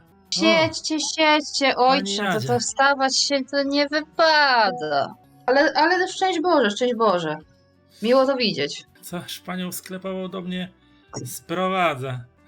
Jak to? Akurat kolega kolegi i po drodze sołtys był, ale ksiądz woli krótko, czy ksiądz woli dokładnie? Potrzebuję, znaczy to jak pani woli, no ale w czym mogę pomóc? Bo sołtys się nam popsuł i trochę nie pozwala robić to, co zwykle się robi, bo Piotrek dzisiaj znalazł ciało. Ciało? Zmarłe. Jak ciało? Prawdopodobnie zamordowane. No i my chcieli u sołtysa to lekarza sądowego sprowadzić, zadzwonić, a sołtys powiedział, że nie, że do poniedziałku to nie wolno. No i problem, bo trzeba by powiadomić jak najszybciej. I w ogóle gdzieś to ciało zabezpieczyć, no bo co, w domu będzie leżeć, to się rozłoży i robactwo się zleci. Ale to Max z tą siekierą, Boże święty, w imię Ojca i Syna. Z Maxem się coś stało, bo on taki nie był. I to z Maxem się coś bardzo mocno stało. Coś się stało. Panie Boże, jak pomóc takiemu człowiekowi? Jak mogę pomóc w tym wszystkim, ale trzeba... W sumie to proszę księdza, porady żeśmy przyszli, bo sołtys to nam tak trochę nie pozwala działać. A Jak- dobrze by było Jak tutaj. sołtys nie pozwala działać, ale jak no w wypadku morderstwa działać nie pozwala wbrew prawu? No sołtys powiedział, że Świeckiemu do i poniedziałku, póki ten dygnitarz nie pojedzie, to żadnej śmierci nie ma. Tak sołtys rzekomo rzekł. Ale jak? Żadnych morderstw nie było, żadnego ciała nie ma. Jak śmierci nie ma? Jak śmierci nie ma? Co on wygaduje? Trzeba kogoś zawiadomić. Piotrek został w tym domu, czeka aż wrócim. Też nie wypadałoby go zostawiać na cały dzień. To i zastanawiamy się właśnie, kogo by tu powiadomić, żeby posprzątać to, oddać zmarłemu hołd. Posprzątać, no to do kostnicy trzeba by było zawieźć albo w jakieś chłodne miejsce, co by za bardzo się nie rozłożyło. Tylko coś tam mu opisywali, że to ciało to w tak nie najlepszym stanie, więc nie wiem, czy do kostnicy. Ale to już z Piotrem trzeba będzie rozmawiać. No to jak morderstwo, to i tak będą musieli sekcję zrobić. Ale biedny Maksymilian, co mu do głowy przyszło? Co się z tymi ludźmi dzieje? Taki niespotykanie spokojny człowiek. Ale Powariował. w tym wszystkim jaka moja rola wedle pani, bo namaszczenia udzielić to zmarłemu już za późno. Mszę odprawić oczywiście. Odprawi się. Pogrzeb też się odprawi, to Muszę odprawić. I w sumie to pytanie do księdza, czy to ciało do kostnicy można jakkolwiek przetransportować. Co by chociaż przeczekało do tego po przyjeździe dygnitarza. Czy może wedle księdza kogoś innego powiadomić? no my tu Co? Karawan można zorganizować. Transport jakiś też się znajdzie. Tylko jak sołtys, żeby w paradę sołtysowi nie wchodzić, to też trzeba było to jakoś sensownie przemyśleć, bo jak my to ciało zawieziemy do kostnicy, to afera będzie. No Zlecą to się... może ksiądz przemówi sołtysowi do rozsądku, bo nas to nie słucha. Stachurski to tam zawału dostanie, jak on zobaczy teraz morderstwo w przeddzień przyjazdu praktycznie. Już wie. Stachurski wie? Tylko do wiadomości nie przyjął, że było morderstwo. W sensie słyszał, że było morderstwo, po czym stwierdzał, że nie było morderstwa. Ale że komendant? Ludzie my się mylą. O wcisło mówię. A, no. O Stachurskim to inna kwestia. Stachurski to w sumie dobrze by było, żeby się też dowiedział. Ale jak Stachurski się dowie, to on tu całą haramżę milicjantów ściągnie. Afera będzie taka, że na pewno w świat pójdzie szeroki. Ktoś w końcu język rozpuści. Chyba że Piotrek tak zagra, żeby Stachurski poczekał do tego wtorku. Tutaj na plebanii przechować? Pani by chciała? Nie Nieboszczkę? wiem. Ja potrzebuję księdza rozsądku, bo ja to z ludźmi pogadam, ja się informacjami dowiem, ja informacji Ja przekażę. to w tej A- kaplicy do nabożeństw pogrzebowych użyczyć mogę. Nikt na razie nie zmarł poza tą nieszczęsną kobietą, więc do czasu pogrzebu można złożyć ciało, tylko czy nikt się do tego nie przypieprzy w imię Ojca i Syna. Przepraszam za wulgarny język. Ostatnia decyzja do Piotra będzie należeć, ale jak na moje, proszę księdza, to przypieprzyć się nikt nie przypieprzy. A może i sołtys będzie wdzięczny, żeśmy tego ciała nie zostawili jak leżało, a jeszcze upał do skwiera, to wiadomo ciężko. I ciało będzie śmierdzieć, tylko faktycznie gdzieś zostało przełożone. Dobrze, to macie czym przywieźć, czy karawan trzeba organizować? Chyba karawan, ale w sumie nie wiem, bo mi to się ze sklepu wracało, jak mnie chłopak zaciągnął, że rzeczy się robią. Dobrze, to ja zadzwonię w takim razie do pogrzebowego w Kopydłowie i karawan ściągnę. Tam To w domu Maksia to ciało leży. No to wyślę ich pod tamten agres i powiem, żeby to w miarę dyskretnie zrobili. Dziękujemy, dziękujemy. A ofiarę jaką większą się rzuci podczas A? mszy? Na zbożny cel zawsze można. Nasz Pan wiele miłosierny, Jezus Chrystus na pewno nie będzie gardził żadnym datkiem od naszych wiernych parafian. No nic, przekazane co mogło być. Tam wam jakoś pani Maria herbatę, jaką postawiła przed wami i też zupy w miski nalała, pachnącej i mówi: jedz ta, a jakoś marnie wyglądacie, a ty, Waldekt, Walenty, to jakieś takie blade strasznie jesteś. Na słońce mało wychodzisz, chyba. Walenty dobrym jedzeniem nie gardzi. Od razu zaczął żreć zupę i jeszcze zachwalać, że bardzo dobra, bardzo dobra. Liczy, że następnym razem, jak się gdzieś tam przewinie w okolicy, to znowu dostanie. Może rzadko się będzie w okolicy gdzieś tam kościoła przewijał i innych tym podobnych, ale może kiedyś się zdarzy i dostanie jedzenie. Jedzeniem nie gardzi. Je zupę i tak patrzy na tą panią Marię i mówi: Pani Mario, ciężki dzień przygotowania, dużo się dzieje, wiadomo, pani pewnie też zmęczona, ciast tyle pani robi, gotuje tyle pani, wszystkim się pani zajmuje. Taki normalnie skarbnie człowiek. Walenty, jakiś ty miły. Nie wiedziałem, że z ciebie taki miły kawaler, a takie złe rzeczy na wsi o tobie ludzie gadają. Żeś ty taki wyrodny, ojca syn, co ino chlać dziewki bałamucić potrafi, a tu się zdaje, żeś ty jednak całkiem do rzeczy kawaler, tylko przydałoby ci się stężyć trochę, tężyzny nabrać, podjeść trochę i na słońce więcej wychodzić, bo ty chyba za dużo w domu siedzisz. W domu siedzę, rysuję, maluję, robię te obrazy. Wystawa musi być gotowa, jak wiadomo, przyjadą ci wszyscy ważni. No to siedzę, tak maluję, ale jakoś żyję, dobrze jest. I jak już się to wszystko skończy, to pójdę, ogródek sobie wypielę, warzywka posadzę, marcheweczkę pani przyniosę. O, pamiętaj, marchewka bardzo zdrowa, pietruszka, selera posadź. Posadzę. Na pewno posadzę. Wiem, że pani wie, co mówi. Pani bardzo mądra kobieta jest. Dziękuję. Ale ty jedz mi zeroto i tutaj wraca się do Mariolki, bo strasznie chuda jesteś. Jakoś tak przydałoby ci się trochę ciała nabrać, bo to facet nie pies, na kości nie poleci. Chyba, Tak, że- tak. Nasza trójka wróci do domu, gdzie Piotr siedzi pewnie na ganku i przy okazji pewnie za niedługo karawan się pojawi. Dobra, więc przeskakujemy, żeby było szybciej. Piotrze, siedziałeś tam w tym domu długi czas, mija godzina, półtorej, 2 godziny, a Walentego ani jakiejkolwiek pomocy z zewnątrz nie widać. Ani widu, ani słychu. Siedzi, czeka, co może zrobić, tylko już taki jest podenerwowany tym wszystkim, więc tak sobie troszeczkę krąży w tej z powrotem, marudząc pod nosem, że gdzie ten Walenty do jasnej cholery znowu gdzieś się zakręcił. I tak siedzisz, łazisz, wychodzisz na dwór. Nie wiem, czy palisz papierosy, czy nie. Pali. Więc wychodzisz, trzeba co jakiś czas zapalić. Papierosów w paczce ubywa, pustki coraz większe i w końcu słyszysz głosy. Z daleka słyszysz panią Jadzie, jak tam nawija coś podniesionym głosem, ale co tak myślisz, ty chciałeś koronera, milicję, pomoc jakąś, a nie panią Jadzie. Panią Jadzie.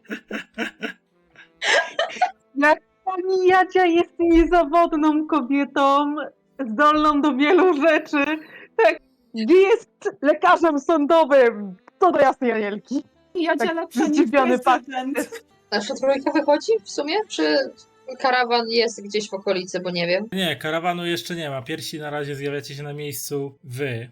I widzicie akurat Dobra. Piotra, który stoi gdzieś tam na podwórku i pali kolejnego papierosa. Na was widok wypuszcza chmurę dymu i rzuca niedopałek gdzieś tam pod nogi i rozciera butem. Nie wygląda na zbyt szczęśliwego. W każdym razie chyba wychodzimy całą trójką tutaj. Tak, okej. Gdzie jest Piotr? Widząc Piotra, to tak pani Jadzia kiwnęła mu głową. Walenty, jak widzi Piotra, to już spieszy mu tłumaczyć, co się wydarzyło i że w sumie zniknął na tyle czasu, a nic nie załatwił i próbuje to jakoś tak w miarę delikatnie zrobić. Więc zacznijmy od tego, że generalnie nikt z was, nawet pani Jadzia, nie widziała nigdy Piotrka tak wściekłego. On nie jest agresywny wobec nich, ale w jego postawie widać, że on jest wkurwiony i on mógłby komuś w każdej chwili przypierdolić. To widać po prostu. Tak patrzy na tego swojego kolegę tak skrzyżowanymi rękami na piersi, tak wyczekująco czeka na jego wyjaśnienia. I jak słyszy po prostu, co nasz kochany sód odwalił, to strzela bardzo wymownego facplama, przecierając twarz i takie jemu już siadło na mózg. Jemu siadło kompletnie na mózg. Panu sołtysowi to się zwariowało z tego wszystkiego. Tak, Piotrek, masz rację. Moim Walusiu. I próbowałam to jak księdza nasłać na niego, co by pogadał z nim szczerze, ale ksiądz też tak widzę trochę, robi się cienki w uszach, jak słyszy o sołtysie. Piotrek w tej chwili takie ma, kusi go, żeby autentycznie pójść po sołtysa, przeprowadzić go tutaj, odsłonić mu ciało i spytać się, czy to się nie stało, czy on tego nie widzi. I się zastanawia nad tym przez chwilę, czy faktycznie tego nie zrobić, ale potem stwierdza, że biorąc pod uwagę, jak bardzo już sołtysowi odwaliło przez wizytację, to jeszcze bardziej mu odwali i może nawet to się odbije na nim, więc sobie daruje. Ksiądz przyśle Ale karawan, takie- zaraz tu ma być. Że Piotrek, Przynajmniej zabierzemy biedaczkę i nie będzie gniła. Tak zrezygnowany, takie mina typu Boże, otaczają mnie idioci. no ma przyjechać. Ma przeleżeć w kostnicy u księdza do momentu, jak będzie ta cała wizytacja. Tak myśli Piotrek. Czy można to jeszcze jakoś inaczej załatwić? I tutaj, Żuraw, takie pytanie do ciebie. W jakich relacjach, jak myślisz, Piotrek będzie z lekarzem sądowym w Kobyłowie, który jest tam... Bo on stara się mieć dobre relacje tam ogólnie ze wszystkimi. Może być takie, bo nie chce robić też na siłę motywu, że jest mu winny przysługę. Wiesz co, rzuć mi K6 po prostu. Dobra. Wiesz co, nie przepadacie ze sobą. Nie, żeby jako jakiś tam specjalnie robiliście sobie pod górkę jeden czy drugi, ale wymienicie tam zdawkowe, jeśli widzicie to wydawkowe dzień dobry, czy tam coś takiego, ale nie, akurat on jest abstynentem, nie pije alkoholu, więc żadnej, że tak powiem, dźwigni na niego nie masz pod tym względzie. O nie, najgorzej. Stary kawaler, trochę taki zdziwaczały. Człowiek, z którym ciężko się dogadać, służbista, tylko komuch, zajebisty taki, wiesz. O nie, to już w ogóle go Piotrek nie cierpi w takim wypadku, jak taki zatwardziały komuś. No, I abstynent taki, jeszcze, no nie wiadomo co gorsze.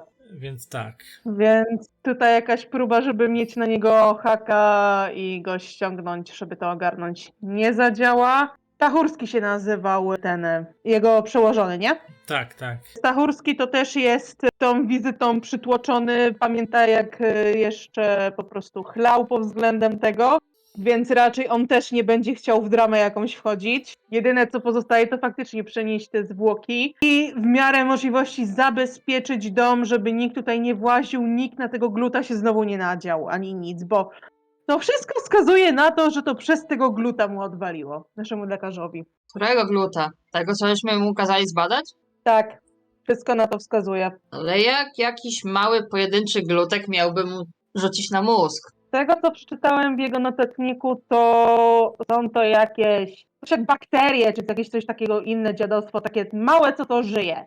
A bakterie to choroby przenoszą. Co No to? i właśnie dlatego mu mówiło. Aha, czyli rozumiem. Czyli przyleciały jakieś bakterie i jemu się zrobiła choroba, tylko ta na głowę.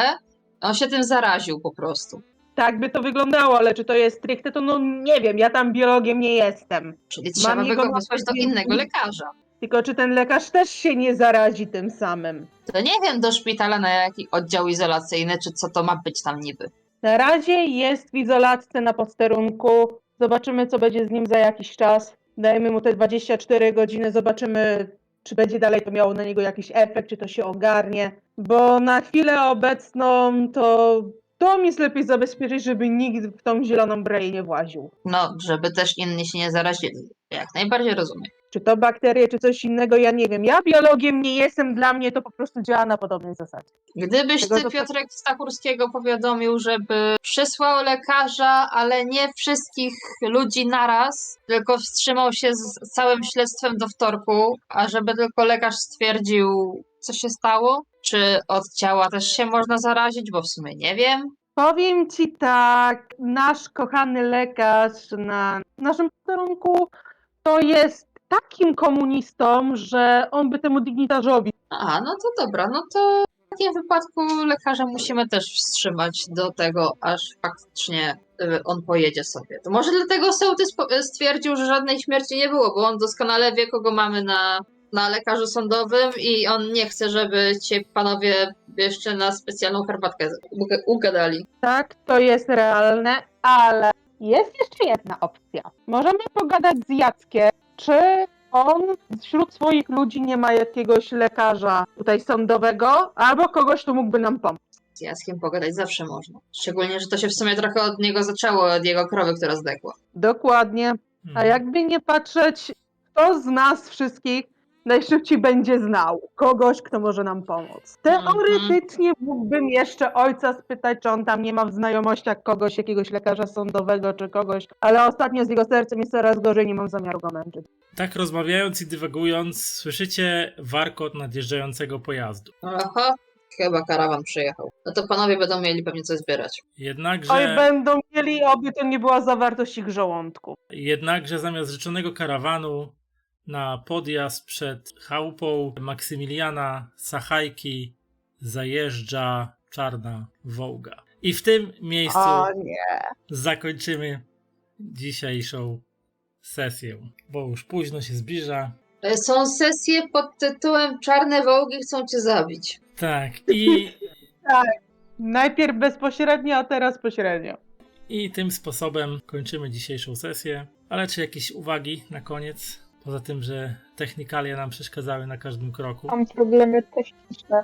Matsu, wróć do starego routera, to będzie dobry Jestem pomysł. samką. Tak, chyba tak. Chciałabym, ale nie ma go już. Nawet moje dane nie dają rady. Nic nie daje rady. To się poddało. To pogadaj z rodzicami, no przecież teraz nowy ruch nie działa Działa jak lepiej. na złość. Ty, Matsu, to ja mam lepszy pomysł. Zabierz laptopa, zabierz telefon i jedź do Kaja i tam odkrywaj sesję. Ty, ale to jest dobry Ej, pomysł ale- albo do A. Ale to ma sens. On nas ogląda w ogóle. Ty, Pozdrawiamy. Marcel, czekaj. On tu Pozdrawiamy. jest dalej. Więcej uwag za bardzo nie mam. Jakby zdaję sobie sprawę, że wziąłem sobie panią, która będzie uwiązana do jednego miejsca. Tak, ja cię z tym absolutnie nie winię. To był minus postaci, na który się godziłam. Ale Ja jutro wybrałam niedziela. kretyna. Tak, dalej odgrywasz kretyna, ale powiem ci, twoje unikanie księdza jest tak głębokie, że aż ci pomagam. Się bardzo mocno.